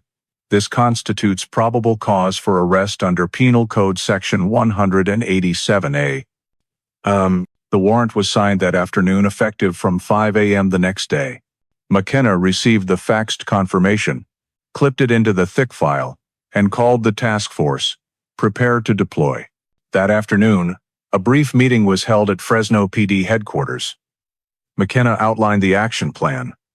SWAT would provide security, but the goal was a quiet arrest to avoid attention. 2 unmarked civilian cars would park at either end of Belgravia, with a third carrying McKenna and Hooper approaching directly. She emphasized, "No sirens, no door bashing. We want him to wake up to his own silence." Meanwhile, Morales was tasked with preparing all DNA files, test documents, and genetic marker summaries for the prosecutor evidence that would be irrefutable in the upcoming trial. He sat in the office, reviewing every file, editing each note, and saving the final version as a single file. FR 83N-2087, final, confirmed, match, PDF. When he saved it, he glanced at the clock. 11:58 p.m. Out there, Fresno was silent. Only the distant hum of trucks and the wind rustling through the vineyards remained. Morales turned off the light, stood up, and looked at Marissa's photo on the wall. He whispered, 40 years, and you finally have a voice." At 5 a.m., on July 19, Fresno's sky was just brightening. The police team moved into position around Leary's house. In the command vehicle, McKenna reviewed the arrest warrant one last time, holding the DNA report with the DOJ's red seal. Her voice was firm over the radio. "Alpha, stand by. Target confirmed inside." 3 minutes later, the signal came. "Execute." When the door was knocked on 3 times, Patrick Leary had just woken up. He opened it in a gray t-shirt, bewildered. McKenna held up the warrant, reading clearly, "Patrick Leary Jr., you are under arrest for first-degree murder in connection with the death of Marissa Flores, occurring in August 1983. You have the right to remain silent and the right to an attorney." Leary stood frozen for a few seconds, then managed a hoarse, "What are you talking about? That was 40 years ago." McKenna's only response was the click of handcuffs closing on his wrists. As Leary was led away, Morales received a brief call from her. "Match confirmed, arrest executed." He replied, "I'll be right there." In his heart, there was no cheer, only a heavy silence. Justice had arrived, but at the cost of 40 years of childhood, 40 years of a family's loss, and 40 years of a city bearing an unhealed wound. That noon, at the Fresno County Prosecutor's Office, Reeves signed the official announcement. Fresno PD announces arrest in 1983 homicide of Marissa Flores, DNA match confirmed. The media exploded. Newspapers ran headlines about a cold case cracked by genetic technology after 40 years. But in the cold case unit office, McKenna sat staring at the photo of the girl with the red backpack, her eyes still shining under the light. She said softly, like a closing note to a long journey, "You weren't forgotten, Marissa. Now, you've been called by your name, and so has the one who took it from you." Early on the 3rd of March 2025, Fresno's sky was veiled in thin fog.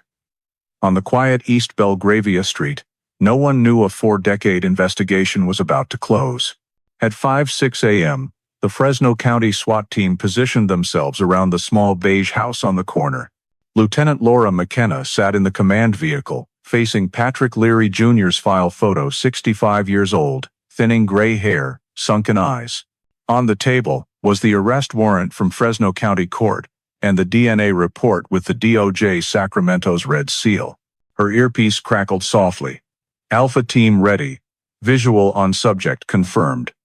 McKenna took a deep breath and ordered, "Execute." 2 agents approached the front door, knocking 3 times sharply. "Fresno Police Department, Mr. Leary." "Open the door." No response. After 10 seconds, faint sounds came from inside, footsteps and a creaking hinge. The door opened, and Patrick Leary stood in the frame, wearing a gray t-shirt and old pajama pants, stunned. McKenna stepped forward, holding the warrant, her voice clear and unwavering. "Patrick Leary Jr., you are under arrest for first-degree murder in the 1983 Marissa Flores case in Fresno. You have the right to remain silent. Anything you say can be used against you in court. You have the right to an attorney. If you cannot afford one, the court will appoint one for you." Leary froze, lips trembling as if he didn't understand. What? Marissa who?" McKenna didn't respond. 2 SWAT officers stepped in, cuffing his hands behind his back. As the cold metal clicked, Leary flinched, his breathing quickening.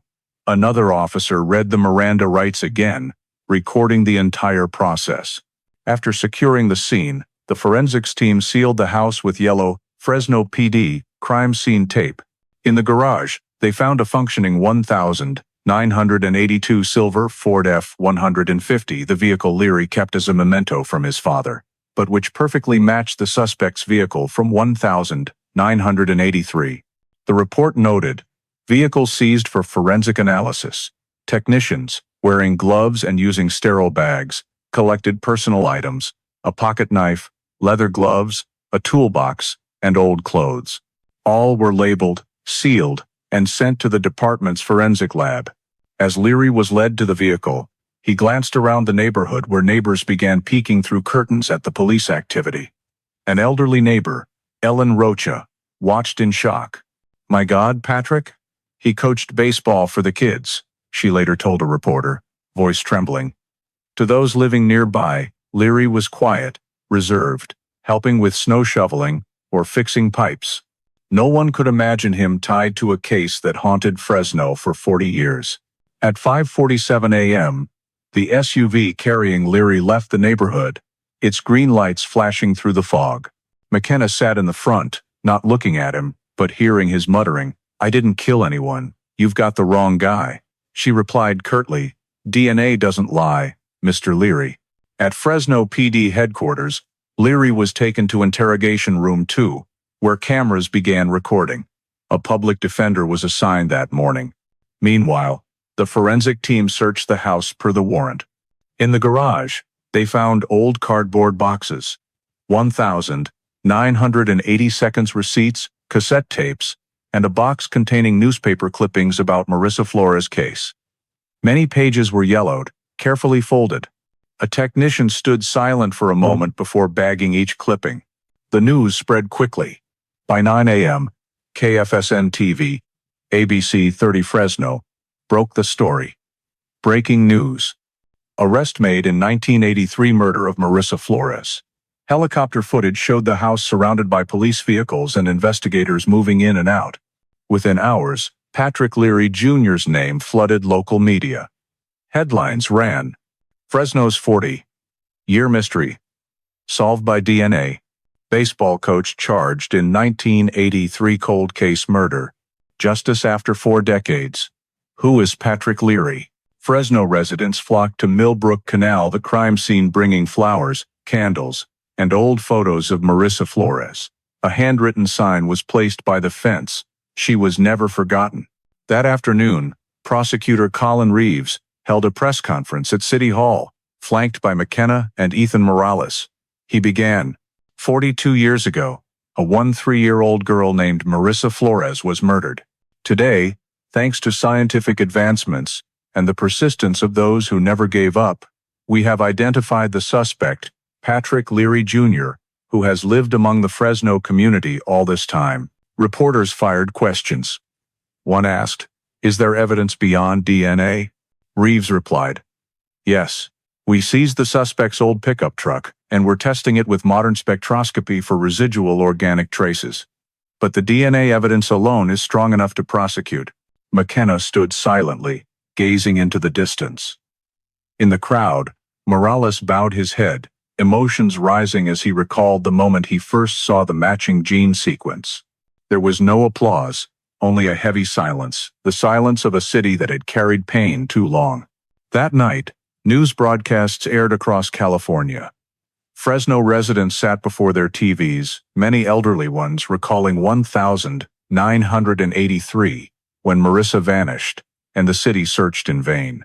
A man who joined the search team back then said on air, "We thought we'd never know the truth. Now, she can finally rest." In Fresno County Jail, Patrick Leary sat in a holding cell, the cold fluorescent light illuminating his pale face. Outside, McKenna signed the arrest paperwork. She felt no triumph, only an eerie calm. Next to status, in custody, she added a brief note for herself. The 3rd of March 2025, the day Fresno finally spoke for Marissa. The morning of the 4th of March 2025, a day after Patrick Leary's arrest, the Fresno PD forensic team and DOJ Sacramento technicians returned to 1120 East Belgravia for a comprehensive search per court order. The house was still sealed from the previous day, yellow crime scene do not cross tape across the entrance. Lieutenant Laura McKenna was on site by 6 a.m. overseeing the unsealing process. Everything was recorded by 3 wide-angle cameras, with witnesses including a prosecutor and 2 internal affairs investigators. The small, single-story house had a living room, kitchen, bedroom, and a garage packed with old items. On the kitchen table sat an unfinished coffee cup and a newspaper left from Leary's arrest. When the team entered, the smell of motor oil and aged wood mixed with damp air made everyone pause. Their primary target was the garage, where Leary kept the 1982 silver Ford F-150. The vehicle he claimed was a memento from his father, but matched the 1983 suspect vehicle perfectly. When the garage door opened, light revealed thick dust, coating the truck and walls. The vehicle sat like a forgotten witness. McKenna signaled to begin. Technician Janice Liu scanned the cabin with a UV light. Immediately, faint glowing spots appeared on the passenger side floor mat. "Biological traces," she said evenly. A gray floor mat was carefully cut out, sealed in a bag labeled item number FRE25001. On the driver's seat, the torn leather revealed gray nylon blend fibers, identical to those found on the victim's shirt in 1983. McKenna stood silent, watching the delicate fibers glint under the light.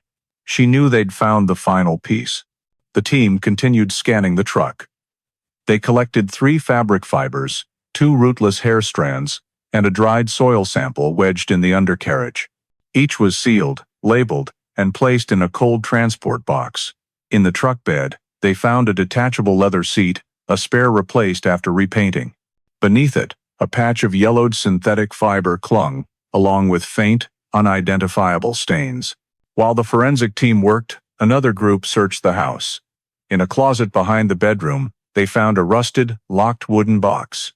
Inside, wrapped in March 1984 newspapers, was a white handkerchief embroidered with MF and a small cat-shaped keychain nearly identical to the 1983 evidence description provided by the Flores family. The room fell silent.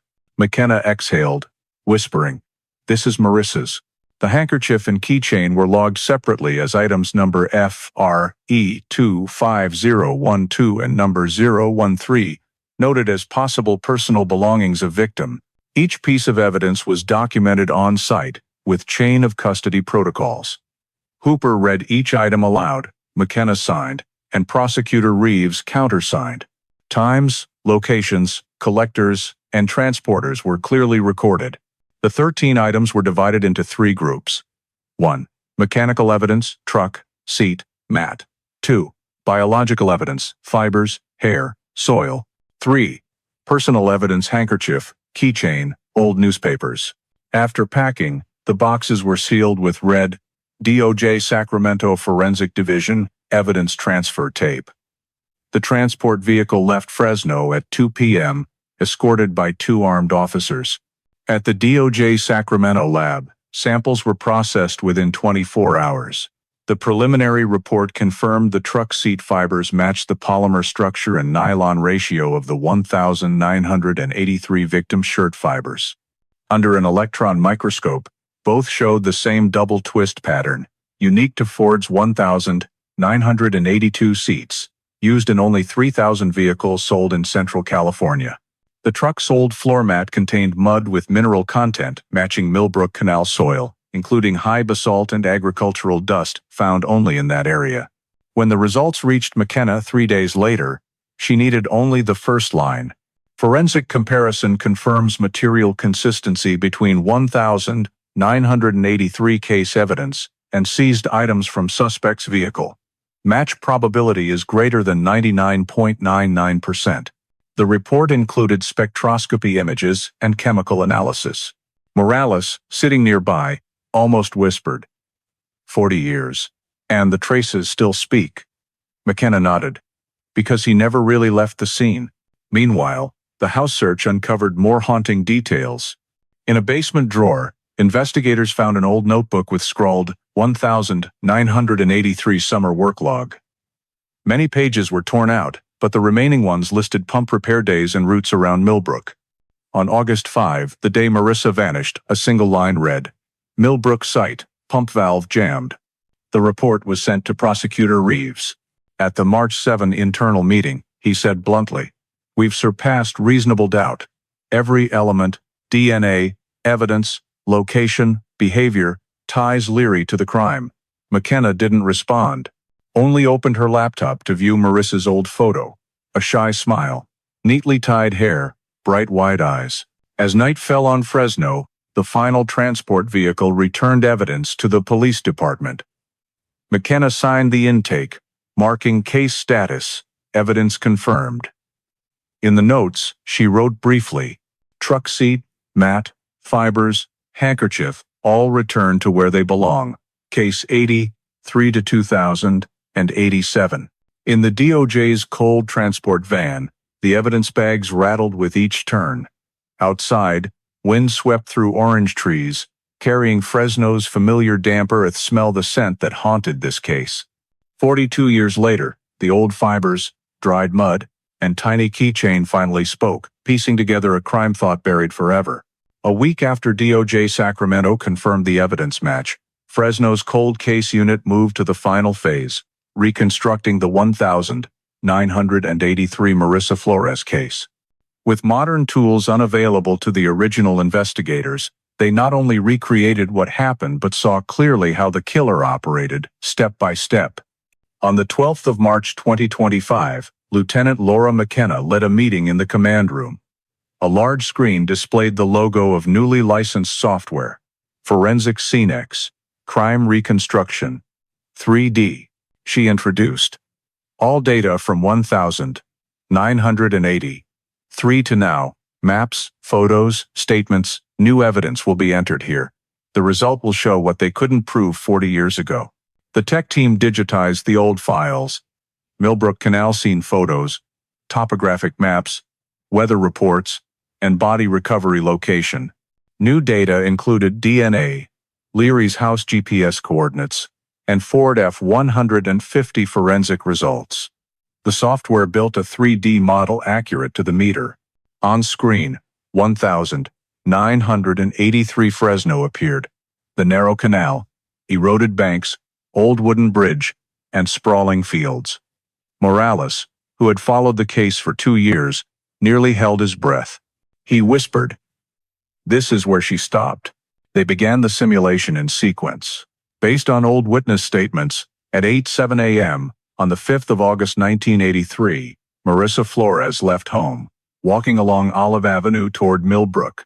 The software's virtual camera traced her 0.8-mile route, taking about 10 minutes. At 8:14, the last witness, a bus driver, saw her near the small bridge. Minutes later, the system marked a stop point where a silver Ford F-150 was parked by the canal, matching initial statements and new data from Leary's home coordinates. McKenna entered the suspect's hypothesized behavior into the software. Based on forensic results and FBI behavioral analysis, Leary observed from inside the vehicle, waiting until no one was around, then approached. A heavy impact from behind, drag marks in the soil stretching 3.2 meters matching the 1,983 crime scene photos. The software reconstructed the victim's body being dragged down the slope, simulating bound wrists with fabric rope, then left 26 feet from the water's edge exactly as measured in the original forensic report. Next, they inputted new data from the vehicle search. The software displayed a match sequence. Mud on the undercarriage aligned with Millbrook's geological structure. Dust on the floor mat contained matching mineral components. In the simulated light, the 3D truck cabin highlighted DNA trace areas: victim's shirt collar, floor mat, driver's seat. A virtual red line connected the points, labeled DNA source match, 100% identical STR profile. The room fell utterly silent. After 3 hours, the 3D model was complete. The screen showed the fully reconstructed crime scene, a detailed timeline from Marissa, leaving home to Leary, exiting the scene. Hooper used the controller to slow the playback. Leary's truck parked facing north, passenger door open. Soil skid marks parallel to the front wheel. Crime duration about 8 minutes. Morales added 1,983 weather data: clear skies, no rain, 81 degrees Fahrenheit to verify lighting and witness visibility. The software confirmed, from the witness's house 100 meters away, the truck was visible near the bridge, but actions below the bank were not. This explained why no one directly witnessed the crime. When the model finished, McKenna displayed a caption: "Scene completed. Probability alignment 99.92% with collected evidence." The entire sequence perfectly matched new forensic results and behavioral data. No gaps remained in the timeline. Her voice was hoarse. 42 years. And we've finally proven what the last generation could only guess. The next section of the report was the official timeline reconstructed by the cold case unit. 8:07 a.m. Marissa leaves home on Olive Avenue, carrying a red backpack. 8:12 a.m. She passes the grocery store, heading toward Millbrook Bridge. 8:14 a.m. Patrick Leary's truck parks by the canal bank. 8:17, 8:25 a.m. Attack occurs, dragging and strangulation. 8:27 a.m. Leary leaves the scene, driving toward Belgravia. That afternoon, the victim's disappearance is reported to police. 6 days later, the body is found in a canal offshoot. For visual clarity, Morales combined 3D imagery with current GPS data, creating a video simulating the entire crime. The footage would serve as courtroom evidence. The simulation included audio of flowing water, wind, and lighting accurate to that August morning. When the video ended, everyone in the room just looked at each other, silent. The Fresno police chief sighed. If we had this technology in 1983, she'd have had justice 40 years sooner. 3 days later, a 227-page report was finalized, stamped, "For prosecution review, confidential." In the conclusion, McKenna wrote, "Based on DNA evidence, mechanical evidence, geological data, and 3D simulation, the cold case unit confirms Patrick Leary Jr. as the sole perpetrator of Marissa Flores' death. The crime sequence is fully reconstructed, with no viable alternative hypothesis." On March 17, The file was hand-delivered to prosecutor Colin Reeves. He flipped to the final page, showing a 3D model of the Millbrook Bridge, canal, and the silver truck parked silently in the early morning light. Beside it, a caption, "Crime scene, 8:17 a.m., the 5th of August 1983. Reeves placed his hand on the image, eyes briefly closing. "We finally have the whole story," he said, voice low. That night, in the empty office, McKenna stayed late. On the screen, she replayed the simulation, slowing the scene as the truck left the canal bank. As its shadow faded, she muted the sound, leaving only the still image. Fresno's morning light reflected on the water, mirroring the imagined silhouette of a 13-year-old girl. She whispered, "We saw it, Marissa. This time, it's real." The final report was sent to California's DOJ system, closing 4 decades of investigation. In a footnote on the last page, McKenna added a small, unofficial line, "Reconstructed with truth, resolved with time for Marissa Flores, 1970, 1983. On the 25th of March 2025, nearly 2 weeks after the crime reconstruction report was completed, the Fresno County District Attorney's Office formally announced a criminal indictment against Patrick Leary Jr., 65, of 1120 East Belgravia. The 18-page indictment, signed by prosecutor Colin Reeves, listed 2 main charges. First-degree murder under California Penal Code Section 187A, with an aggravating factor of committed during a sexual offense. Aggravated sexual assault of a minor under Section 269, based on forensic evidence from the victim's shirt in 1983. Reeves stated at a brief press conference outside Fresno City Hall, "We have irrefutable DNA results, matching physical evidence, and a scene reconstruction accurate to the minute. This is a case where science has fulfilled the work of justice." Reporters crowded to record, with headlines appearing on evening news. Fresno DA files, murder charge, in 2-year-old cold case. On March 28, Patrick Leary was brought to Fresno County Superior Court for the arraignment. In a packed courtroom, Leary, in an orange jumpsuit, hands trembling slightly, stood at the podium. McKenna sat in the back, quietly observing. When Judge Marion Feldman asked, he said hoarsely, "Not guilty, Your Honor." The court-appointed defense attorney, Edward Langford, an experienced but conservative lawyer, spoke after the hearing. "My client is innocent. The DNA evidence is circumstantial and potentially contaminated. We will request the court review the legality of the testing process."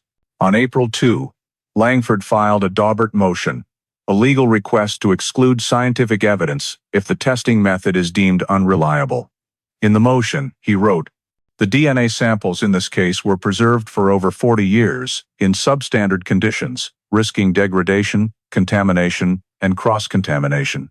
The use of YSTR amplification and low copy number DNA to identify the suspect lacks sufficient statistical basis for legal reliability." The prosecution responded immediately.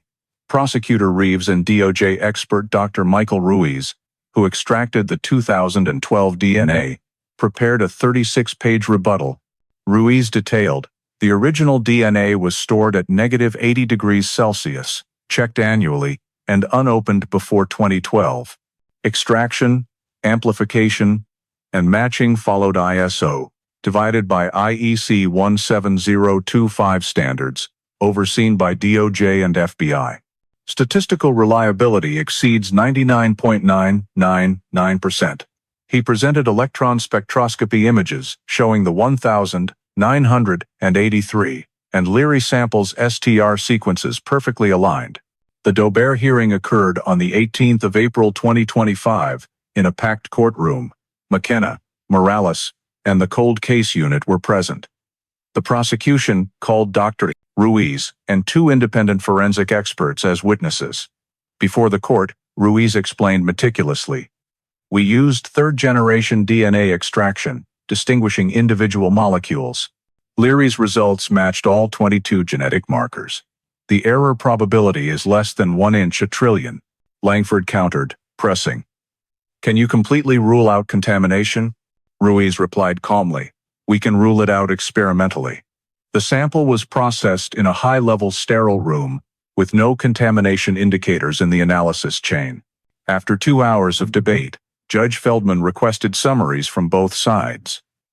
On April 22, she ruled, "The court finds that the DOJ Sacramento's DNA testing process meets recognized scientific standards, satisfying reliability requirements under Daubert v. Merrill Dow, 1993.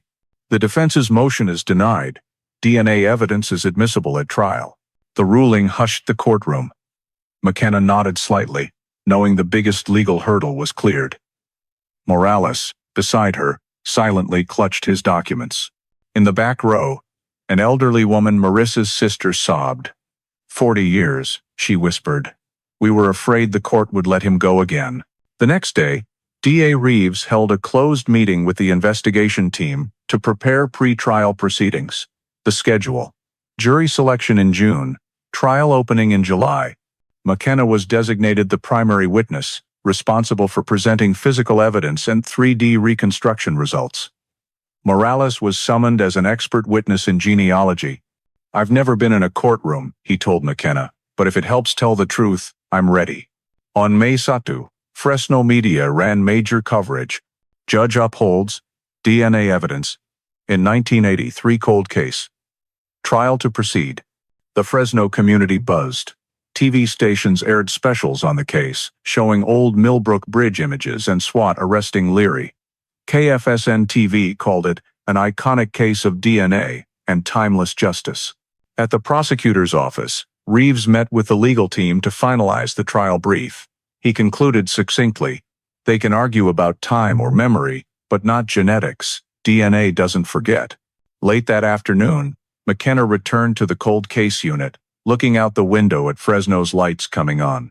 She placed her hand on the old case box, labeled 8-3-2087, now bearing a new tag, status, pending trial. The yellow light reflected in her tired but resolute eyes. 42 years after Marissa Flores vanished, the case had officially entered the trial phase, where justice would finally be named not in a lab, but before the public, and under the court's light. On the 27th of August 2025, 8 months after Patrick Leary's arrest, the Marissa Flores 1983 case was recognized as one of California's oldest cold cases fully resolved by forensic genealogy and 3D scene reconstruction. The Fresno court sentenced Leary to life without parole, closing 4 decades of pursuit. As the verdict was read, McKenna stared straight at Leary. No gloating, no anger, just the stillness of someone who had reached the end of justice's road. He bowed his head, hands trembling slightly. In the back row, Marissa's sister clutched the old Bible Marissa used at St. John's Church, tears falling, but her voice clear. "Now my sister can rest." That month, the California DOJ released a 112-page technical report titled Genetic Genealogy and Cold Case Resolution, the Fresno Protocol, co-authored by Dr.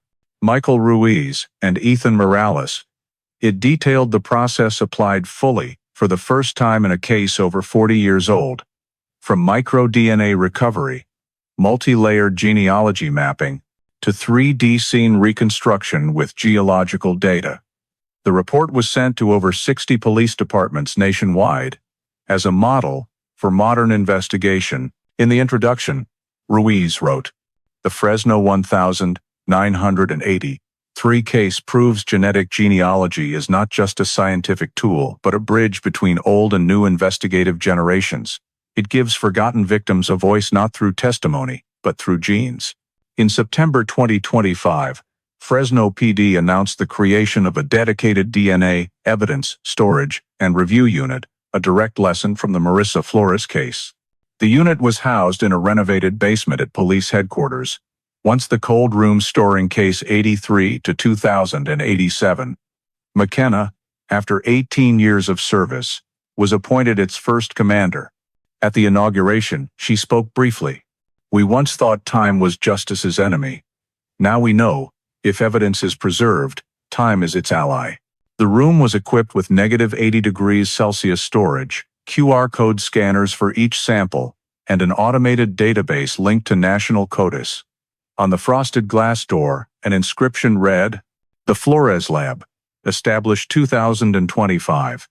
A quiet tribute to the 13-year-old girl who changed Fresno forever." The case became a teaching subject at investigative academies.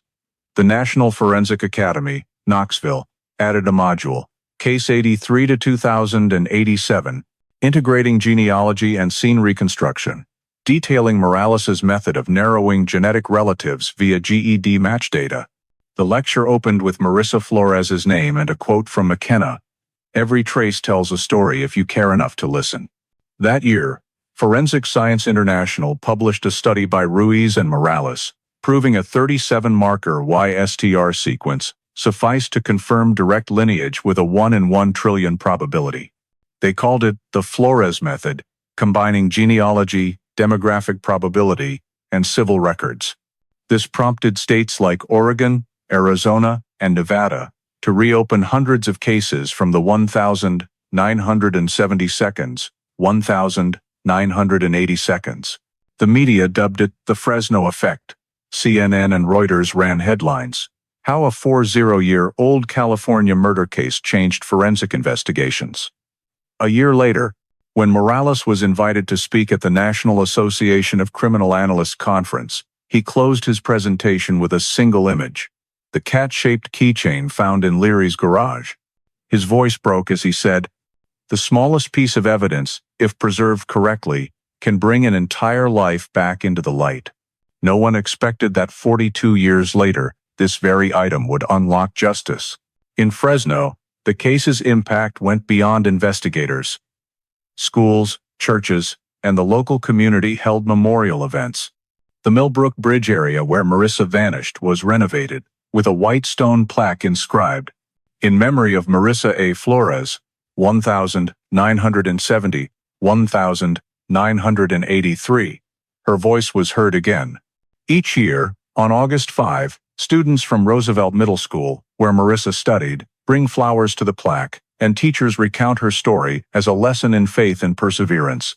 The Fresno Bee, in a special year-end 2025 edition, wrote, "For 4 decades, Fresno bore a silent scar." The Marissa Flores case not only found her killer, but restored the community's faith in justice, that even when memories fade, evidence finds a way to speak. McKenna, in the final months of the year, was invited to speak at various events but declined those with fanfare. She only agreed to appear at a California Peace Officers Association seminar, where she said a simple line later quoted widely, "We can't go back to 1983 to save a child, but we can ensure no other case is forgotten like this again." Morales, after the trial, left San Diego to join the DOJ Sacramento research team. In an interview with The Atlantic, he said, "When I started, I thought I was just chasing data. But after seeing Marissa's photo, I realized this isn't a gene puzzle. It's a dialogue between past and present." He launched the Silent Data Project, calling for volunteers to share genealogical DNA to help unlock unsolved cold cases nationwide. The Fresno story spread beyond borders. Police in the UK, Canada, and Australia contacted California's DOJ to study the model. At an international forensic science conference in Geneva, the US, representative presented a paper, "Justice Beyond Time, the Flores Framework." Images of the Millbrook Bridge and Fresno map appeared on screen before hundreds of delegates. When the presentation ended, the room stood and applauded. In Fresno, the old room that once held case Hashite 3 to 2087 was preserved as a small memorial. On a central shelf sat the old evidence box resealed, with a new label, "Resolved, 2025. In a glass frame beside it was a note written by McKenna, "Evidence doesn't forget, people do." Below was a black and white photo of Marissa Flores' smile, her eyes as bright as the day she walked toward the canal to school.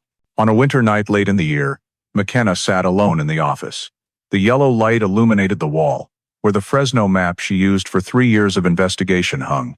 All red pins had been removed. she made a final mark in the electronic file. Case 83 to 2087. Status: closed by DNA and conviction. In the notes, she added, evidence, technology, and persistence met. Fresno was silent for 42 years, but justice only slept, never lost the trail. She stood, locked the door, and left the station. Outside, the Central Valley wind carried the scent of ripe oranges through familiar streets. In the distance, St. John's Church lights glowed. In its yard, children played baseball, the game Patrick Leary once coached, now ringing with clear laughter. Life moved on, but in Fresno, no one passed Millbrook without remembering that girl. At the city's edge, a small sign was erected, etched in stainless steel, reflecting the sunset. Marissa Flores case. 1983, 2025. Proof that justice may rest, but never dies. That was the case's final legacy, not Patrick Leary's prison sentence, but the belief that justice, however slow, finds its way back. The Fresno 1983 story offers a deeply American lesson. Justice requires technology, rigorous procedure, and a persistent community. Looking back at the details, a Ford F-150 seat fiber with Goodyear G159 tires, a micro Y STR sequence extracted in 2012 and entered into CODIS. Operation Millbrook, quietly collecting samples from a paper cup and cigarette, the Daubert hearing forcing science to hold firm. And finally, the 3D scene reconstruction with forensic CNEX, all worked because evidence was preserved with proper chain of custody in the evidence room for 40 years. Practical lessons for today's America. 1. Support local investment in evidence storage. -80°C freezers. Digitized records. A vote for a Fresno-style Flores lab budget could decide a future case's fate. 2. If you witness a small detail, a silver truck parked by a canal at 8:15, like the witness here, record the time, place, and specifics and report it to police. Tiny pieces build timelines. 3. Consider opting into genealogy sharing, GED match, divided by family tree DNA, with law enforcement access. It's a personal choice, but this case shows how voluntary data shortens investigations while respecting legal standards. Miranda, Daubert. 4. Schools and PTAs can establish safe routes around canals, add lighting, community cameras, and screen coaches. The baseball coach. Detail reminds us not to skip basic vetting. 5. Victims' families. Keep records, belongings, photos, dates. The cat keychain became a critical piece. Above all, trust the process. Justice may be slow, but when evidence is preserved, transparency demanded, and victim stories retold, justice doesn't lose the trail, as Fresno proved.